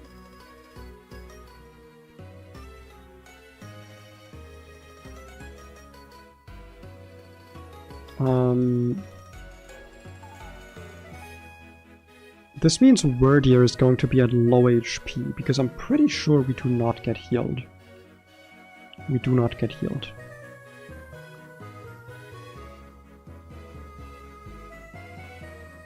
So I guess that means in actuality Wordier wants to switch almost immediately.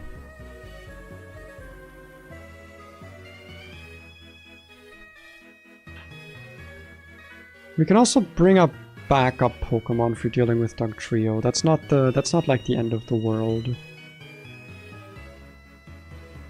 Yeah, we can bring Dugong as a backup Pokemon here actually. Because we also still need to figure out how we beat the Sandslash, but it kind of seems like we already have all the tools for it now that I look at that. Oh yeah, actually fucking, we just bring Crobat. It literally doesn't matter what else we bring here.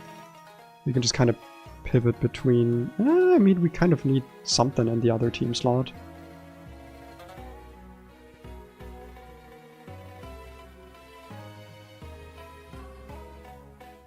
So yeah, I think what we actually do at the start here is... Not having any protect mons is kind of cringe.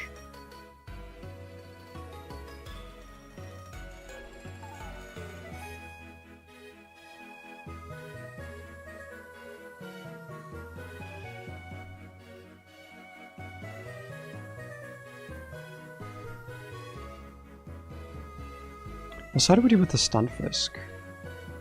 Yeah, it's kind of always our grass types that have to like pull the weight here. But it kind of still works. Like I still don't mind the strategy here. It's very... we're playing it very hot and loose here. Very fast and loose. But I kind of don't mind that.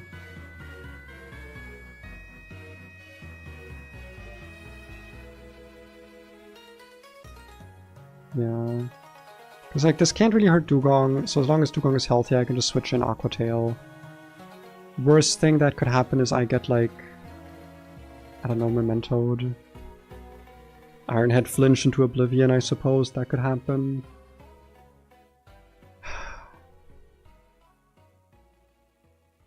But even then, like, my other Pokemon can damage this. That's not where things are gonna like die here. We're not gonna have like a huge issue with that.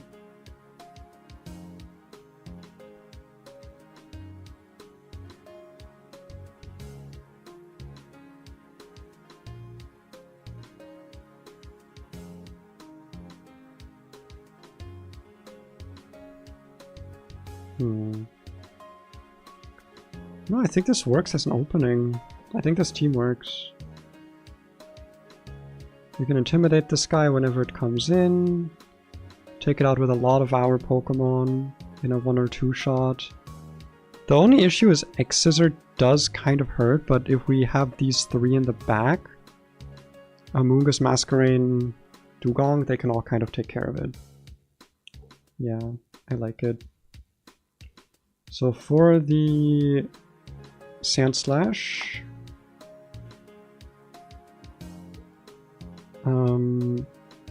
we are bringing Masquerain, and we're also bringing Dugong. The grass types might have issues here. Amoonguss, however, can stay in with support from either Masquerain or Dugong. So immediately Amoonguss is actually being a good encounter here. We are immediately getting the Amoong value. Value Moongus. And then down here we're gonna put Dugtrio, Lola, and Stunfisk, for which we are going to be using Wordier, potentially Dugong, and then any of the grass types. These two can open into Dugtrio depending on who is healthier. For Stunfisk, simply use any grass type.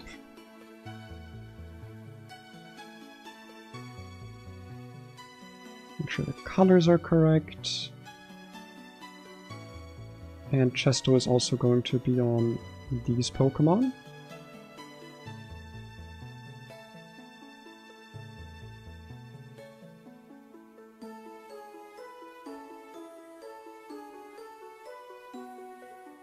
These two I don't think are gonna need it, because I think they will actually appreciate the recovery a bit more.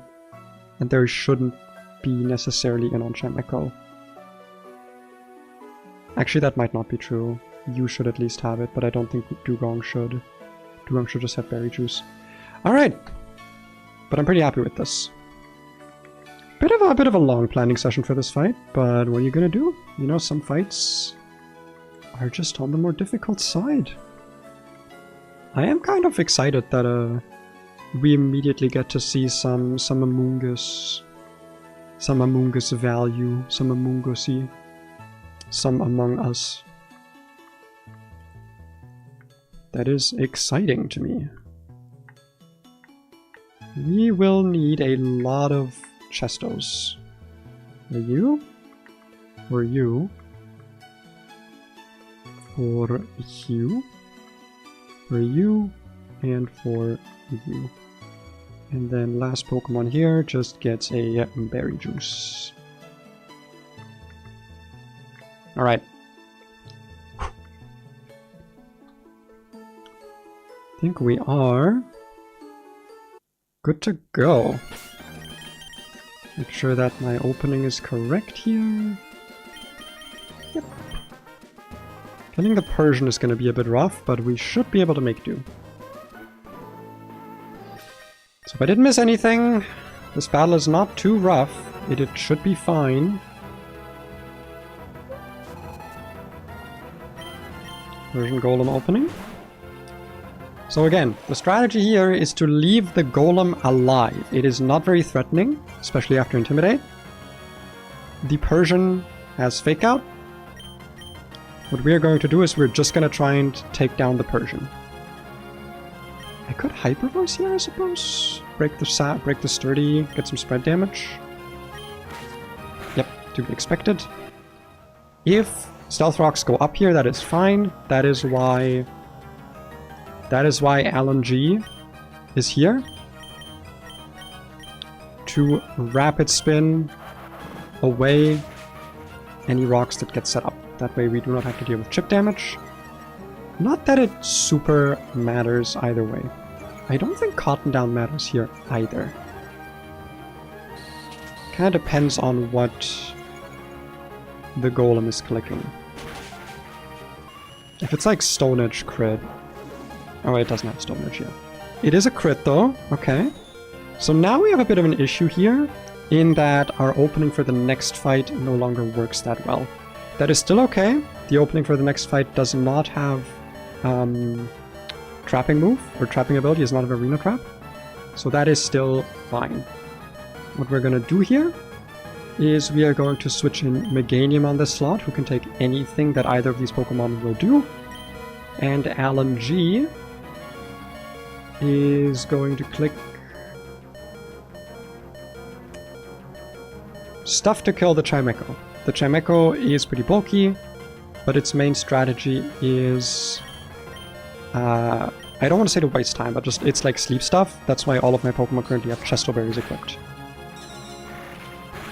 It did, however, see a kill, so right now it did not click Hypnosis, which is good for me. Stomping Tantrum, interesting. Now we are going to Leaf Tornado and Magical Leaf. This thing does have a Blunder policy. That shouldn't really matter if we like lower its accuracy. Okay, it did hit, but that's okay. We're running full Chestos. And again, what the Golem does here doesn't super matter. We're gonna Leaf Tornado again. How much is Rapid Spin doing to this thing? About half. There's a good chance this could still kill.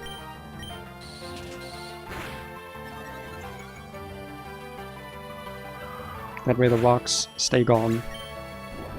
Body Press is fine. Now it is a 2v1. There are no more Pokemon left on that side of the board, so we can simply start hitting shit.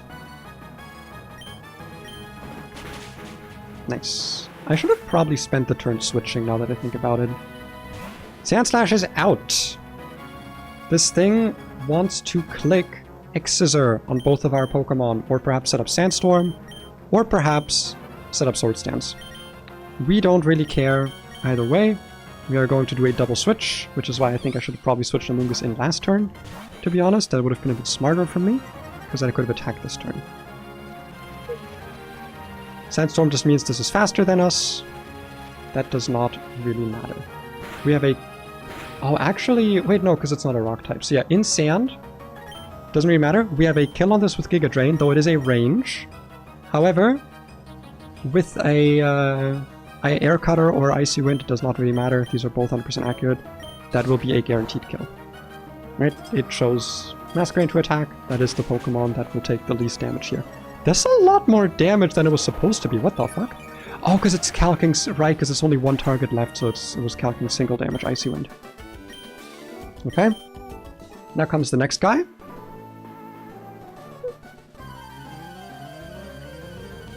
Now, the issue is, this opening no longer works that well. After Intimidate, this should still see a kill with Ironhead. And it sees some kills with Stomping Tantrum. It doesn't really matter what it picks here. We are going to go into Dugong. Hope that we don't get Flinch into Oblivion. Or crit into Oblivion, like that. Okay, now it's a bit of a problem. Because I think another Ironhead crit kills me. Okay, there is a single roll of Ironhead crit that kills me. I am going to take those odds, because quite frankly... Yeah. I'm not going to... Actually, I just saw this as a Rocky Helmet. Okay, that complicates this a little bit.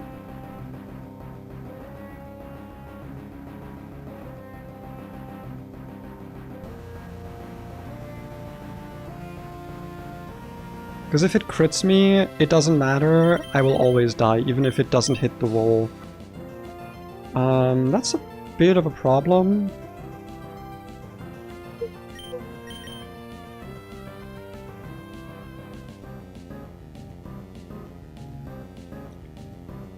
My instinct is telling me to go Amoonguss here, but Amoonguss also takes like a lot from Ironhead crit.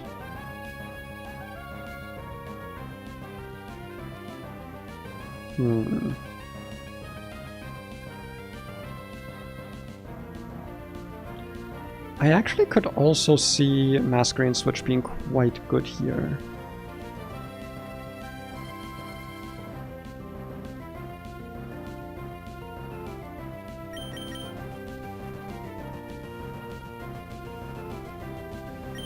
How much am I doing with Fake Out?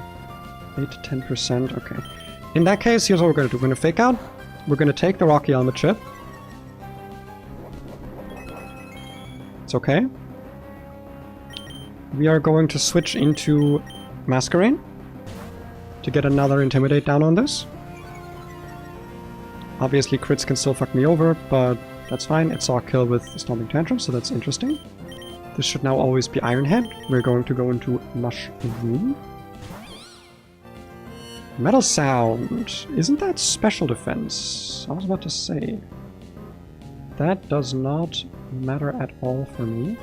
This is a 2-shot with Giga Drain after the Fake Out. Or at least it's very, very, very, very likely a 2-shot after Fake Out. But it seems we didn't need it. This thing has a potential kill with Earth Power if I'm at -2. So we are instead just going to go into any of our grass types here. Amoonguss can also come back in later, but it doesn't really super matter. Getting this thing's speed down actually does matter, because it means that Amoonguss can outspeed it. We're just gonna click Magical Leaf here. Just highest damage. It is leftovers, but yeah. Shouldn't be too much of a problem still. If we get Spit F dropped, I will have to switch. Alright, very nice. I think now is probably a good time to switch here. Because I would like this thing to potentially be healthy in case I want to switch it in again at some point. So Amoonguss... Oh, sorry. Amoonguss can hopefully finish this with a Giga Drain. And the healing means we are out of crit range. Nice. That took some planning. That took some planning. Double battles always do. They always take a lot of planning. But we've done it. That means we get... Count 'em. One more encounter. One whole more encounter. Skybauer... Well-earned Serious Mint, which actually I have nothing to spend on yet. Is there a Pokemon I have that would really like a neutral nature? Because I don't think I have anyone who's like God tier Ivies, but like a shit nature. I don't think I have a Pokemon like that. Another hard scale. Very welcome, very welcome. I am very proud of myself for still only having 1 death, by the way. I think I lost a Pokemon here, like on round 116 last time that I played. So, you know, it's pretty nice of me to not have a Pokemon die again. I enjoy that. I enjoy Pokemon not dying. Which means I think now we are technically on best pace. Next fight's gonna be a bit of a doozy though. That is the Rust Turf Tunnel Grunt. And then we have the rival fight to deal with. Got some battles coming up, dude. Got some rough battles coming up. But first, we're gonna have a look at the Rust Turf Tunnel. Last time, we got Drampa here. Drampa was not great. It was occasionally useful, but for the most part, as cool as it is to get access to a stat boosting ability in Berserk, it simply did not have the stats to actually use anything, because it is too slow and not quite bulky enough. I'm also noticing that my phone is getting to a dangerously low charge, so I'm going to just preemptively, before it starts complaining at me, set it to charge. And you're gonna have to have no tracking for a moment. You're gonna have to be okay with that. And that's not how that works because the camera's on the other side of the phone. Hold on, I almost got it. Give me a second, give me a second. I do this. I prop the phone up. Nice and good. Is that good? Is that good, Mr. iPhone? Are we doing it? I gotta put myself down a little bit here again. And that works reasonably well. Yeah. Mouth tracking still looks good. As I was saying, Grandpa wasn't quite Himothy. It was a regular him. Not Himothy, but not even him Bob, but a regular level of himitude. An acceptable level even. I thought it was quite okay. But I would like something different this time, because I like having new encounters. Axew seems... when it evolves next split, it's probably pretty good. First impression. Earthquake Guillotine is maybe kind of funny against certain Pokemon. This seems like okay, just kind of generic Dragon type attacker. Very good attack, obviously. I'm not gonna complain about that. Swablu... I don't know. I don't know if this would ever be good. It doesn't really get good stats, it doesn't really get great moves. Parasong, I guess, can be interesting, but like... this game has relatively smart AI, I'm assuming unless it's the last Pokemon, Parasong is never gonna do anything. Noibat, I know for a fact is pretty good. I saw Nat using it once. This thing was kind of Himothy Himbob the Himst. Scale U-turn on this is probably always amazing. Turtonator, great, amazing typing. Not the best stats all around, but probably pretty usable, all things considered. Cyclizar, absolutely no idea. It would be a nice fast Pokemon, Rapid Spinner, probably okay. Gets Shed Tail at level 100, I guess, if you want to use it for E4. Hi, Thoranium. Run is going pretty well, No deaths this episode, so no complaints there. Although the planning today is wearing me out more than I thought. I don't know if I'll actually get to Granite... I kind of wanted to get to Granite Cave, but I actually don't think I will today. Druddigon! Notoriously useless Pokemon. Because of its low speed and not great bulk. Like, just kind of okay-ish mid-bulk. But, like, it's probably pretty good early game, I would guess. Hard scale agility doesn't actually seem that bad. But, like, boosting speed is... both the most useless and the most useful thing to boost. If we get Applin, I am just telling you right now, we are not doing Appleton or Flapple again. We are getting Diplin, and we are waiting for level 75 for Hydrapple. Appleton and Flapple, we had Appleton last time, it just didn't do anything, man. It just doesn't do anything. Diplin with an Eviolite is actually pretty useful. It does stuff with an Eviolite, and then you get a really, really good Pokemon once this evolves. So, yeah. Level 100 isn't Shed Tail, I think that makes Cyclizar good. Actually, no. Cyclizar is defined by Shed Tail in terms of, like, if it's broken, but Shed Tail is also extremely problematic on Earthworm, and I think even Sceptile gets it. The move was just banned in singles all around, but like Cyclizar is still it's still UU with a niche in OU. Like Cyclizar by itself is actually not terrible. It's really fast, it has fast U-turn, it gets Fake Out in this game, which is kind of crazy. I don't think it gets that in normal Pokemon. Like fast U-turn, fast Draco Meteor with Specs or something. Like this thing is actually not terrible in regular like OU competitive Pokemon. And like getting Shedtail at all, like this is probably an Elite 4 Pokemon just because of Shedtail. I could genuinely see this being an E4 Mon just because of that. But yeah, like all in all, there's like good Mons here, there's bad Mons here. I don't know what I'm hoping for, I just know I'm hoping against Applin, Drampa, and probably Swablu. I think everything else I'm okay with. Everything else is probably going to be fine for me to get. See who it is. Who's it gonna be? It's gonna be... Okay. Well, we're getting Applin again.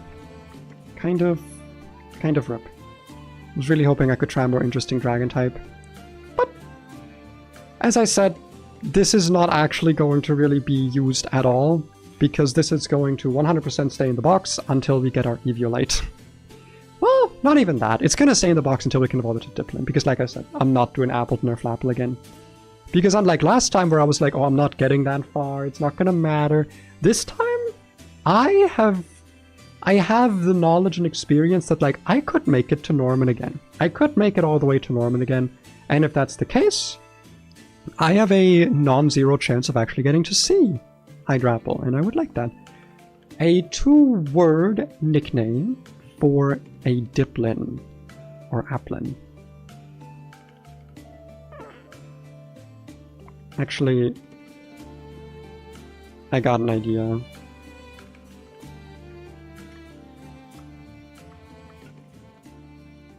I think this is kind of funny. He's a little worm guy. He's a little dragon worm guy. He's just a little guy, you know? You love a little guy. We all love little guys. Also Hearthstone. That's nice. Do I have the energy to plan this? Because I really want to get to Granite Cave today. I really want to get all those cool-ass encounters. I think that would be really fun. I would have to only do 3 more battles. And they're all single battles. No, wait, there's one double battle.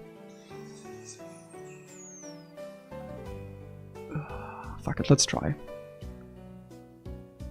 Let's try at least. Let's at least try.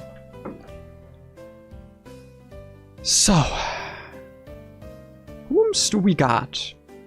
Whomst do we got for this next bit? I'm gonna put this in the Route 116 split just to end it off with. Null, Rust, Turf, Teen, Aqua, Grunt.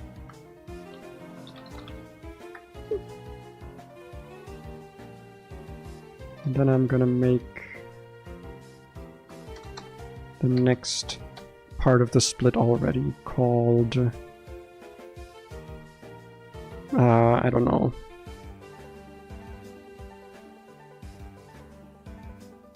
Dewford, I guess.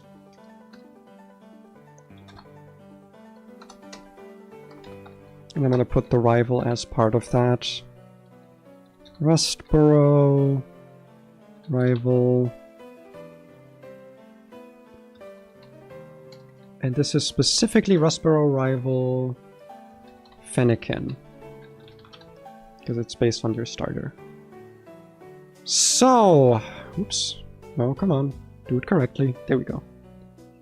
This grunt has a Mightyena. I did not spell that correctly. A Galarian Slowbro. A Worming Madame. A plant. And a Fioning Knee. I'm getting kind of hungry. Give me a moment, guys. I'm gonna quickly get myself some chips.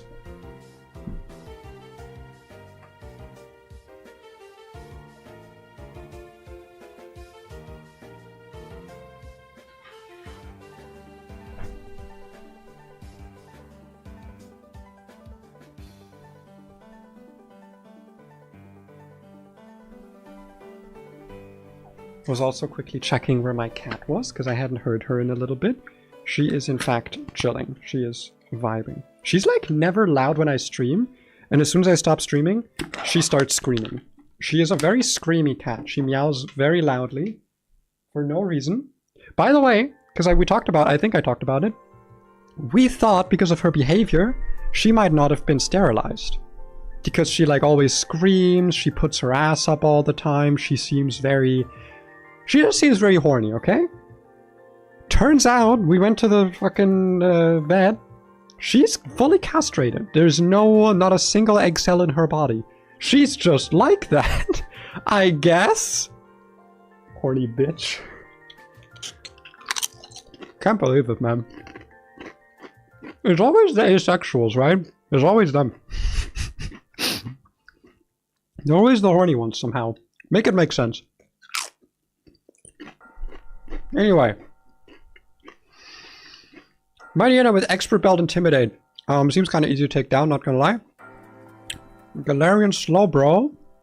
Quick lock, quick draw bullshit. We already know this.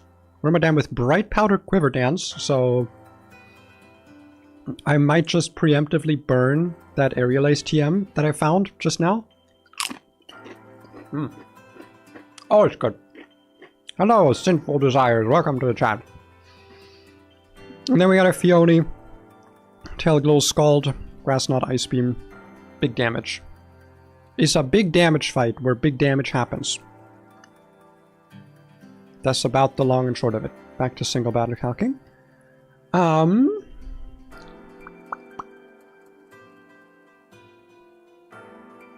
What's a good opening here? Game's going pretty good. 1 death so far. On Roxanne. Besides that, it's going pretty okay. I do miss that Pokemon that died right away here, because it was a Phalanx. That could have been pretty good here.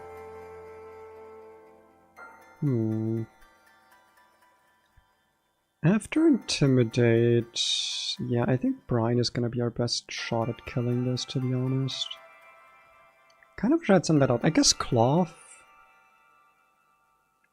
But after the Intimidate, like, we just don't consistently take this on. Yeah, I think we just open with Omastar here. I think that's gonna be our safest bet. We just, like, hit this with Brine 2 times. Actually, no, Rock Tomb into 2 Brines would be better.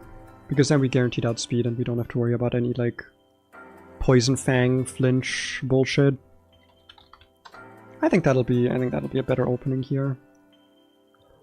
Rock Tomb into 2 Brines always kills. Stat drops and boosts shouldn't matter.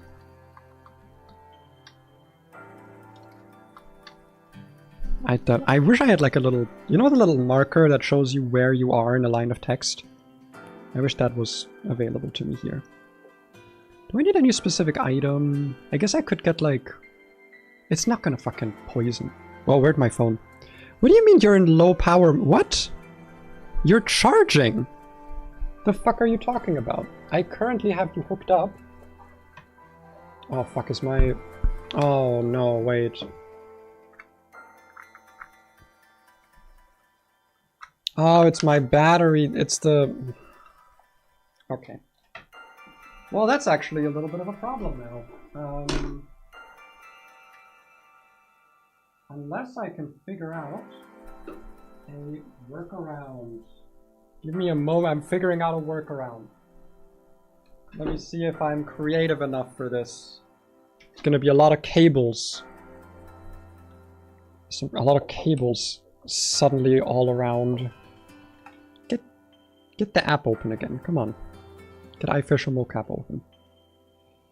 Okay, how do I do that? How do I do this?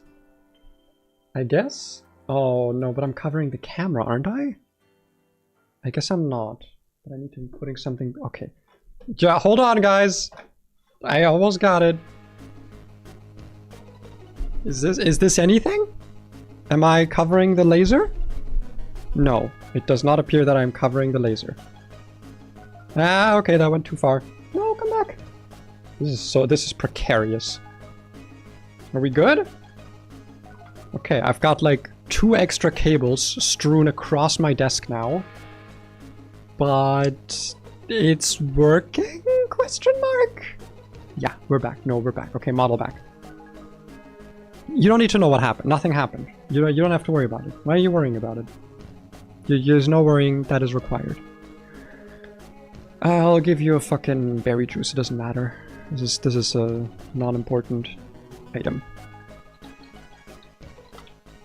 Right, yeah, no. We're playing Pokemon Solar Eclipse. I just had a previous chatter talking about that. They said it's a new game, and when I asked if it's a Pokemon Sun and Moon ROM hack, they said it's complicated. Would you like to elaborate? Because if there's two people separately saying that they're playing that, maybe it's a game. You knock your cam setup down? I didn't knock it down. The battery ran out, and my normal portable charger that I use to charge my iPhone wasn't charged, so I had to plug in the portable charger way on the side and run the loading cable, the iPhone charging cable, all the way to my iPhone while propping the iPhone up in a way that I could have it propped up, because I don't have like a phone holder. So normally I have the phone standing up like vertically, but that I can't do that when it needs to charge, because the cable would make it unstable. I need to get one of those like clamp thingies, like one of those like phone arms, because then I could also have the phone like actually in front of me to track better. Like that's what I need. But yeah, it's like an okay opening. I don't hate it, I don't love it. Probably Wormadam next. Actually, it's probably Fione next with Grass Knot, never mind. What do I have that can deal with this thing? Because it's not Clodsire. Unaware is not helping here. This is a very annoying speed tie, I'm not gonna lie.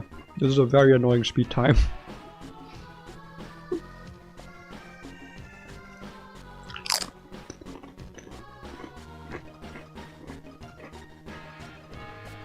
Is Tail Glow +3 in this game? I'm assuming so, right? Yeah, it's +3.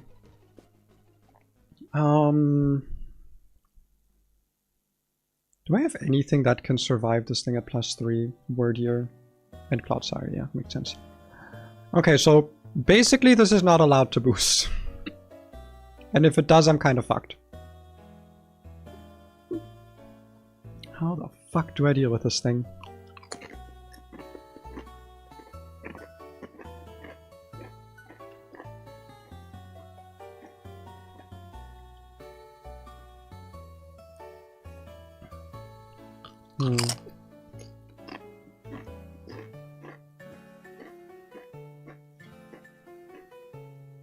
Getting its speed lower would help a lot.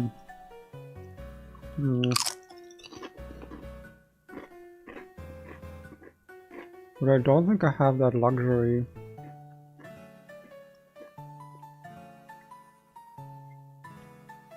Oh, actually Heliolisk is doing something here. Hold on. Hold on. Hold on.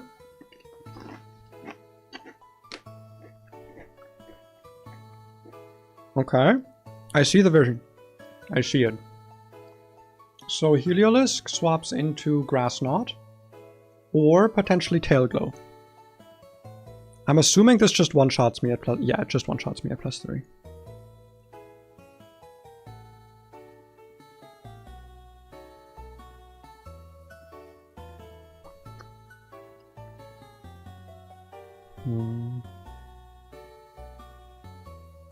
I guess the problem is, like, I don't show any kills into it.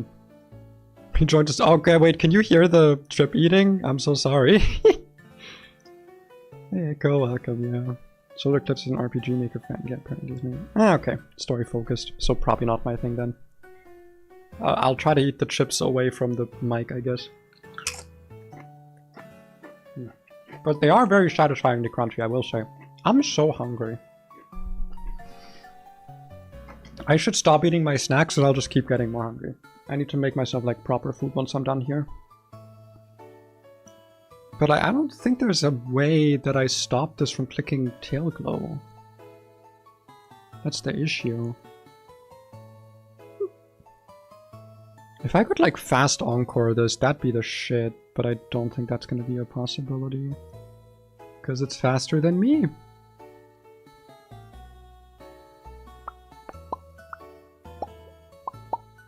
I don't know what to do here. We might have to sack something here. To be fair, we are starting to go into mid-game. And Terra did say that like they want people to sack more here. So it might just be how things are. What flavor of chip are you eating? It was a quite satisfying crunch, it's fine. Okay, that's good. It's just pure salt. Okay. I don't know if it's the ADHD and the mild autism or something.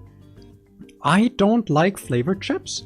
Which is because, like, especially in Germany, every fucking chip flavor, it's all like, you have like 7 flavors of paprika. It's all fucking paprika flavor, right? And I don't like it, okay? I don't like if my chips, like, it's just, all chips are the same, right? It's all salted potato. It's always like a salted slab of potato that's been baked. And then you just put some powder on it? No! The powder, it dries out my tongue. It like condenses at the bottom of the bag. It just doesn't add much. And like, if I wanted them to be flavored, you know what I could use? I could use some dip to get some flavor in there. You know, I could use some mayonnaise. I could use some, I don't know, some like Greek yogurt? Not Greek yogurt. I could use some like unsweetened yogurt. I could use sour cream. That's what I was thinking. I could use sour cream, right? If I wanted flavor on my chips, I would want it to be like a soft condiment style of thing. I don't want powder on them. But even that, I don't like... Oh, actually, I could go for some mayonnaise. I just bought new mayonnaise.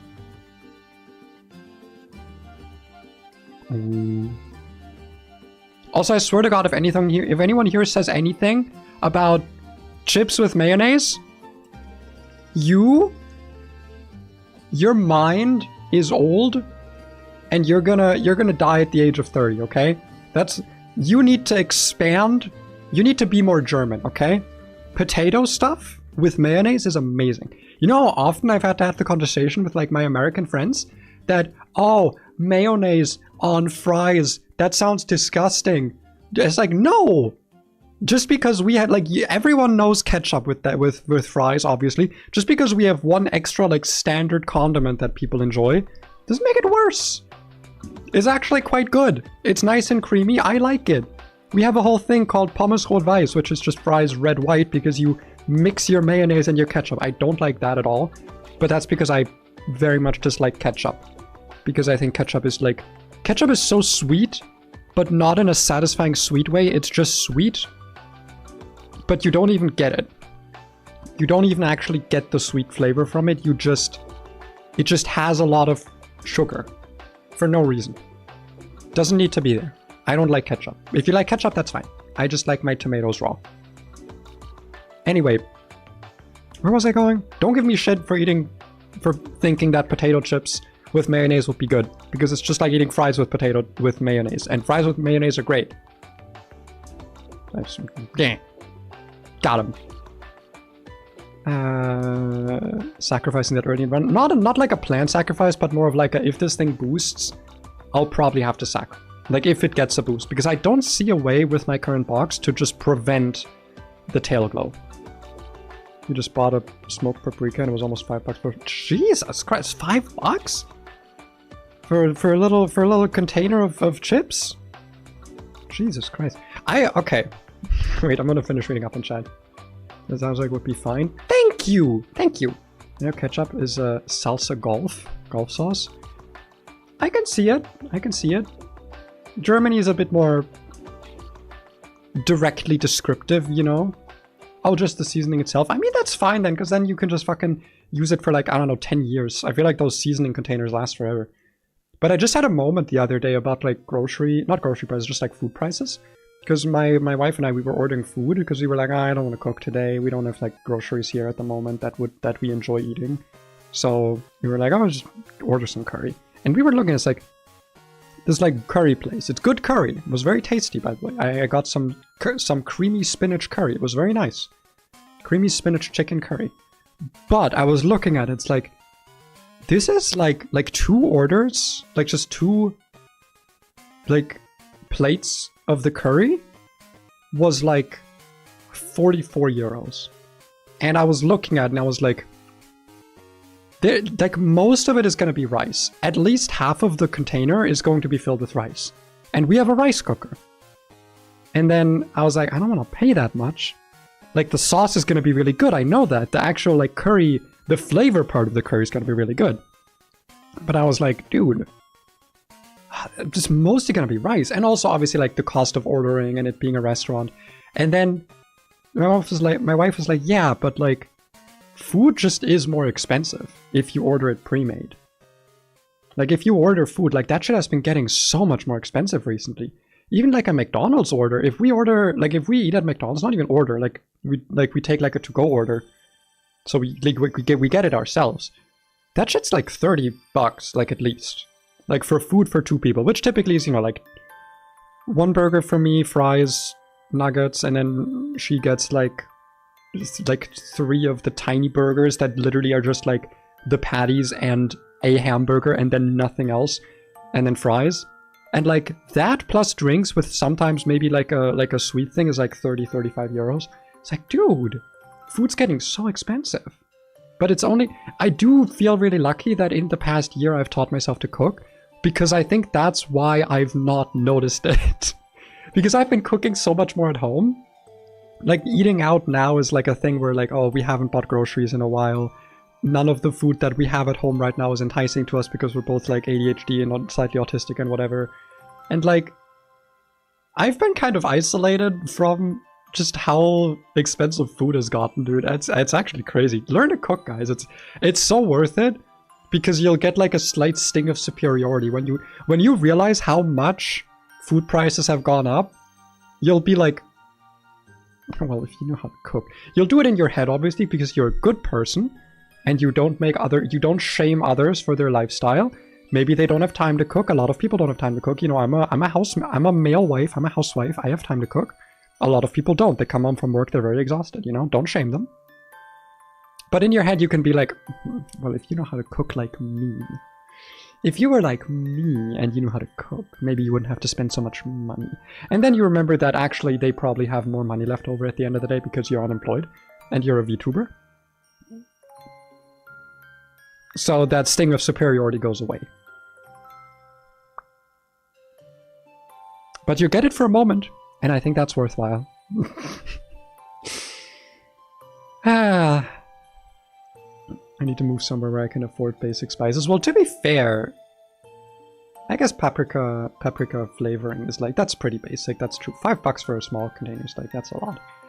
I'm learning to cook. I get parfa puffs? Those Asian pancakes and sort of makes a weird pork gyro. Ah, the Greek yogurt.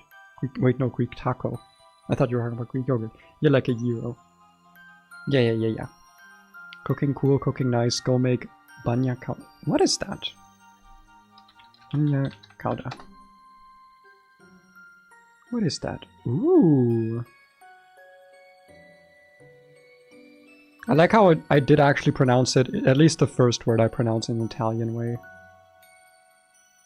Also spelled banya chowda. I'm assuming it's how it's actually spelled then.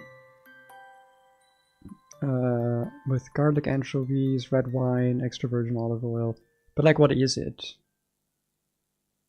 Hot dish and dipping sauce. Oh, it's for dipping vegetables into. Ooh, that sounds really good actually. Looks nice and creamy. Ooh, I like it, I like it. I might ask my mom if she knows how to make that, because if it's like, my mom is from like the Alp region, like northern Italy, and she has a lot of like family recipes. I might ask her if she has a recipe for that. That sounds really good. Also, so that chat knows what I'm looking at here. I wish copying images into OBS was a little bit easier than like downloading them and then manually, like I wish I could just copy paste them. Look at that. Doesn't that looks delicious. Imagine having like a plate of like broccoli, like steamed broccoli, sliced up carrots that are also like like roasted carrots, artichokes. What else would I want to dip into this? Dude, potatoes? Imagine if you had like little potato chunks that you had like previously in the oven and seasoned, and then you had this as a dipping sauce. Oh my god, that sounds delicious! Wait, that sounds so good. Okay, you've given me a new task here. Because, dude, I'm big into vegetables. I know a lot of people are like, oh, vegetables, they're gross. My wife hates eating her veggies, but like, dude, I am so big into it. Like, I eat meat incidentally. I'm not like a vegan or vegetarian. I still eat my meat because I know I need protein and stuff. But like, for me, it's very much like if the dish that I'm ordering has it, like I don't cook meat by myself. If my wife makes chili, I'll eat it. If she makes like a curry with chicken or something, I'll eat it. Obviously, I like meat. I like the taste of meat. But I don't ever cook meat for myself. And that has resulted in me just mostly having like a diet of carbs and veggies, which I think is fine. I think that's good. You know, you gotta respect your meat. You gotta and cut it. You have to respect where your meat comes from. The meat that you eat. Jesus Christ. You have to respect it, okay? Most unemployed, though I'm in job training for cooking and retail. Oh, hell yeah! First encounters game is a Chinese Manchino. Let's go. Potato. Yeah, potatoes are top. Dude, potatoes are like genuinely like a top 10 or top 5 vegetable in the vegetable tier list. They're amazing, okay? Very filling. They have everything that a human needs. They're incredibly healthy in that way. I know that saying healthy versus unhealthy is not a great way to qualify food. But like, in the sense that they give you everything you need, technically. And they're so filling. And I feel like they have that specific thing where like they don't have a lot of flavor. You can mix them with basically anything and have it taste good. But also, they have flavor by themselves. But like just a little bit. It's very nice. I got a clip. True, I'm gonna clip it later. You're so right, I'm gonna clip this. I'm clip farming now. I like how the clip happened as soon as I stopped playing the game. As soon as it went to a fucking just talking stream about food. Now we're clip farming. Maybe I need to do that more often. I'm the type that has to have meat and veggies. I get that. Like, I'm not gonna shame, because again, I know for a lot of people, like for my wife, it's like an autism thing. She just can't eat a lot of food because it's unfamiliar to her. So a lot of the food that she can eat is things like salami pizza, curry, chili, chicken nuggets, like very simple meat stuff, mostly meat stuffs. And like, I don't blame anyone for that, you know, but you guys still gotta respect where your meat comes from. You gotta respect the journey it's done. And that, in my opinion, there is no ethical meat consumption. There is only more or less ethical meat consumption. And you gotta be aware of that, you know? It's okay to be a person who, like, still eats meat despite knowing about how the meat industry works, but you got to know about it and respect it and be aware of it at the very least. I don't like most, but I'm picky and just have to learn to cook things in the way I like. That's a big thing. A lot of people, when they say they don't like vegetables, I think they just haven't prepared them properly. I know that that's like a very generic thing to say about like most food, but like, as an example here, I'm gonna take broccoli. And Brussels sprouts, actually. I think those both apply. A lot of people don't like broccoli or Brussels sprouts. And while I think a lot of that is, quite frankly, from like children's television, because for some reason, I never got this, broccoli is like the shorthand that a lot of TV shows, especially animated TV shows, use for a gross vegetable. Like, I don't know, there's like a lot of cartoons I saw as a child that made it. I know the movie, what was it? Inside Out? The one about the emotions? What was that called again? Inside Head? Emoticon? I don't fucking... The one where the emotions are in the head with like the joy and sadness and whatever. There was like... At the start of that movie, I remember vividly, there was like... The kid like getting grossed out at broccoli. And I'm like... Why? What is it about broccoli that makes people hate it? Because I always thought it was delicious. Broccoli is legitimately my favorite vegetable and part of my favorite dishes. Like if I have to rank like my favorite dish, probably would have to say like a dish that I can actually make and I can eat consistently. broccoli and tuna pasta. Just a dish that my mom made a lot because she knows I like broccoli. Fish is good for you. It's a good dish. Simple, right? I don't know why people don't like it. Because, like, broccoli by itself, I will admit, has a very strong, pungent smell. If you just cook your broccoli, whether you steam it or cook it or boil it, however you make it, it's gonna smell pretty pungent. And that by itself can feel overwhelming, can feel a little bit, I guess, yeah, gross, right? Because it smells similar to other pungent things, sour things, fermented things, I guess. I feel like it has that kind of smell. But if you mix it with the right other ingredients, and I'm not even saying that you mix it like into a sauce or something. Like if you just have it with pasta, I genuinely think like if you just have pasta or rice with like olive oil or butter and then broccoli, that's a meal. That is a good meal. You'll enjoy it. You'll enjoy eating it. And I don't know why people have that shorthand. That like broccoli is the gross thing. That's the thing that the kids don't like because it's gross. It's like same with Brussels sprouts. I think Brussels sprouts a little bit less because I don't think they're as versatile as broccoli. I think Brussels sprouts mostly just taste good if you oven roast them. But I also understand, like, yeah, you can still boil them, you can still do all that shit. But I think if you're gonna do that, just use broccoli instead. It's kind of just better. One day in the future, make a cooking stream? Absolutely the fuck not. Not even because it's like, oh, I would have to show my hand. I want you to look at your kitchen right now and tell me if it's a good place to shoot video. Because I'm gonna be so for real. I have the light above the stovetop for like the steam to escape. I've got the ceiling light. Both of them are yellow, so that's not gonna fly. That's it. So unless I'm shooting in the bright sun, which by the way shoots directly through that window, so it's gonna be in one spot on the floor. It's just gonna be so overexposed, so I can't actually show that part of the floor. So, because otherwise the whole thing is going to be too dark, except for the one spot on the floor. Also, I don't have a good camera, so it would have to be shot on the like phone. My phone camera is pretty decent, but like I would be scared of like the camera getting knocked over by my cat and showing my face. And like my kitchen, I'm not saying it's gross, but like it would look gross on camera because I would be so self-conscious. Like I already am very self-conscious about staying clean, like everything being clean. Dude, I would have to put in so much work. And we don't have like a very exciting kitchen. We don't have a lot of gadgets. It's pretty small, all things considered. So I would have to do a lot of... I would have to like spread out throughout the entire kitchen. My wife wouldn't be able to do anything in the apartment basically for the entire day. Because the kitchen is like connecting a lot of the rooms together. So she would have to spend all day essentially in the bedroom. Or all afternoon at least. And not be allowed to leave, go to the bathroom, nothing. I guess if I can convince her to do that, but I also don't know what I would cook. I'm not like a great cook. Like when I say I can cook, I put together ingredients and then I have a meal. I'm not like, oh, I'm gonna make a beef Wellington. Like I don't cook things that require a lot of technique.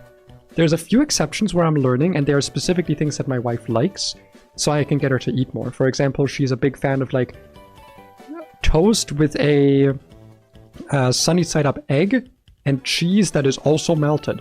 And I don't typically eat eggs, so I had to learn the technique of making a sunny side up egg that is not going to be crunchy at the bottom and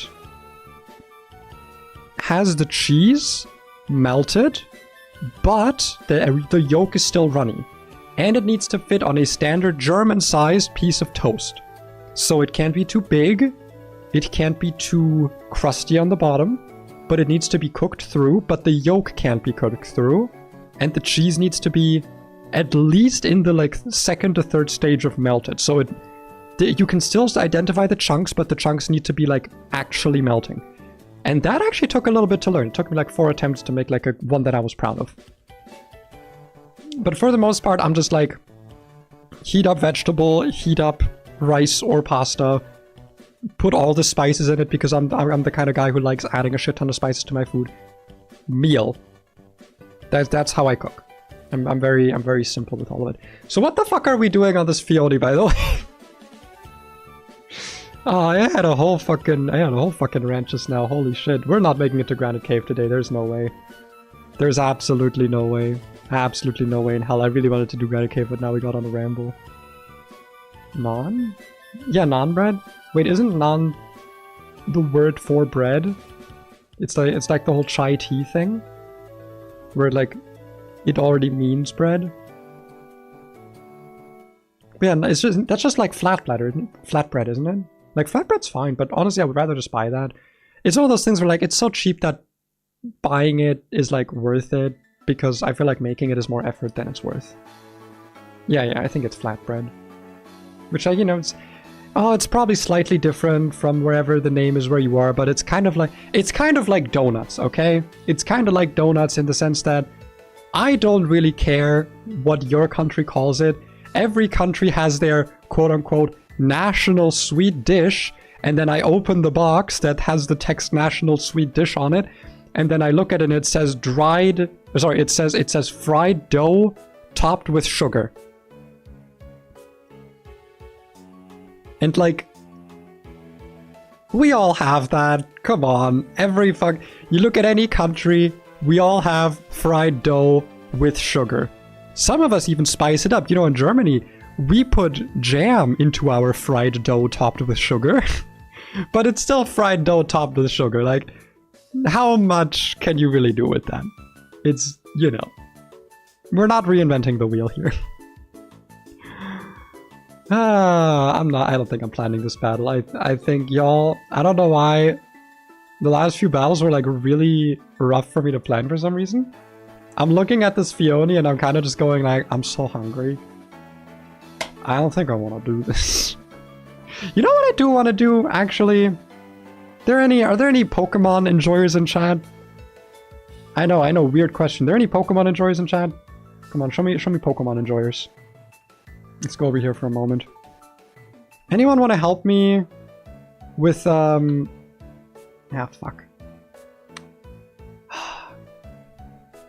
Anyone want to help me with this team? With this Pokemon Champion singles team? For some reason, this shit's not working. I don't know what it is. Whether it's Mega Venusaur taking 3 Flare Blitzes to kill from a Megazard X. Or if it's Corviknight just shitting on my existence, if it gets a single defense boost. Or Skeledirge existing. Bro, I can't win. I had more luck with my fucking Mega Venusaur team. I don't know what to do. This is a good team. I tested it on the showdown ladder. And then when I put it into champions, it stopped working. And I don't know why. This is this team against what? Pokemon Champions BSS, like the Battle Stadium singles format. So pick 3 Pokemon. And I don't know why it's not working, man. It worked on Showdown. Like, I didn't... Because, like, I went out of it. I shiny hunted a Charizard. I shiny hunted all of these are shiny except for Buttercream. Because I don't have a game where I can shiny in Primarina. Unless this Pokemon is in Scarlet Violet. I guess then I could. But I don't like shiny hunting Scarlet Violet. I like shiny hunting in Scarlet Violet. I like shiny hunting in ZA. Yeah, I know the names are over here. Hold on. I'll see if I can...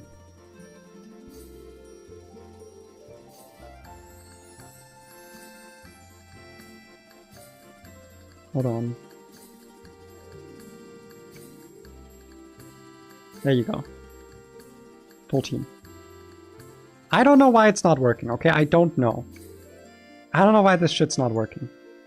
I don't like it. It should be working. But it's not working. And it's upsetting to me. Because I tested it, and it stopped working. I think the problem people here are the Gengar, because I feel like this thing never comes to a battle, and when it does, I never get value out of Destiny Bond. It also doesn't actually kill Corviknight. This had Icy Wind before, I replaced it with Thunderbolt. Gyarados, not gonna lie, a lot of the time, sometimes it's good. I actually don't want to shun it. This thing is actually fine. This thing can, like, end battles right away. You built your Garbage Trump defensively. I needed a Scarfer. I needed something that was just kind of fast. But, like, honestly, this feels like a bad Pokemon to put a Scarf on. Because the problem is, like, both of these Pokemon here, they're, like, base 100 or something. Like, this Mega Charizard X being base 100 speed means they get outsped by so much. And I can't always set up a flame charge. Mimikyu also just like does not come to battles, but like I need a ghost type. Maybe I'll add Skeledirge, man. I think Skeledirge would be good here actually. That could help me deal with Corviknight. Would also probably help with like Venusaur. But Earth Power and Earthquake would do so much to me. I also think Corviknight would actually be a good addition here. Because like I like having a core of like 3 offensive Pokemon, 3 defensive Pokemon. But the problem is that if 2 of them are Megas, I can only ever bring like Garchomp plus a Mega if I want 2 offensive Pokemon. This thing is great, by the way. Primarina with Flip Turn has been really, really great. Might put leftovers on this though, I don't know. I feel like the Citrus Berry doesn't really do that much ever. Yeah. Also, the reason I'm doing this now, by the way, on stream is because I find myself being able to think better when I talk. And streaming gives me an excuse to talk.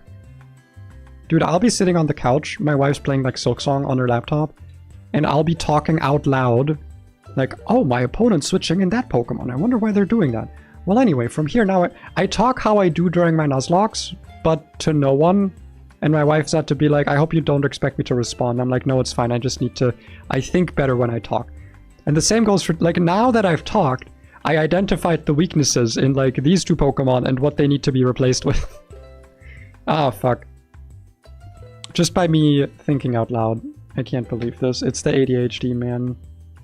It's the MDMG. The ADHD. Anyway, you know what? It's been like 3 hours. I'm hungry. I only played VGC with just doubles. I don't like the VGC meta at the moment, I'm not gonna lie. The meta in Champions just doesn't seem that fun. Because I feel like they have all these low power Pokemon, but then like Incineroar is still around, Garchomp's still around, like you have all these powerful big hitters. Just doesn't actually feel like much interesting is happening in the meta. Like whenever I see a team, it's always the same team. It's always like the same 4 Pokemon and then 2 shitters that they're bringing to mix things up. And then they don't bring those 2 shitters and they bring the same team. I don't know, I don't like the doubles meta at the moment, so I dipped my hand into the singles. And as much as I don't like the bring 6, pick 3 format, I really wish it was 4, man. I really wish you could pick 4 Pokemon in BSS, but I hope they also add real single battles at some point, you know, 6v6. That would be nice. Yeah. Anyway, like I said, been sitting for about 3 hours. I'm quite hungry. For some reason, my energy was very drained today by the game. I don't know what it was with the battling planning, but it was very drained. So we're gonna end it here. Thanks for the big yap session at the end there. That was fun. Maybe I should do that more often. Just kind of start yapping shit and have fun and yap. Maybe I'll do that. I'll do that again next time. I'll just do my little yap sessions whenever I feel like it in the middle of the planning. But yeah, hope you enjoyed. Don't think I have anyone to raid today. Yeah, none of the other Pokemon. Actually, you know what? Let me check if there's any other Pokemon Null players going through it at the moment. Nah, everyone's playing fucking Platinum Kaizo. Everyone's playing Platinum Kaizo. Also, I don't know any of these people, so I always feel weird raiding into people that I don't know because I'm like, what if they're assholes? What if they're like transphobic? I don't know. I don't really wanna. I don't want the smoke. So yeah, just hope you enjoyed. Hope you had fun. YouTube, Twitter, Discord, all the good stuff. Check out the socials. Just subscribe, comment if you're watching the VOD. The stuff. I don't fucking know. You know the stuff. Go make that one food. Go make a banya chowder. That who was it? Who? I think it was Beastly. I think it was Echo. Who suggested it? I think so. Go try that.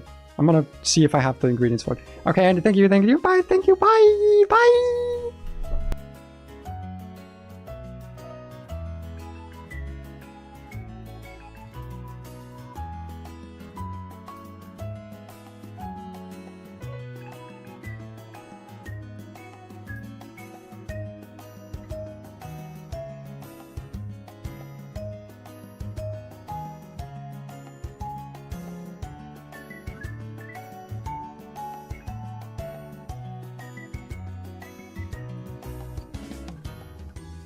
I am coming back just very quickly because you might be able to hear right as I stopped streaming. You have anything to say for yourself? No? Yeah, once I pick her up, listen to that.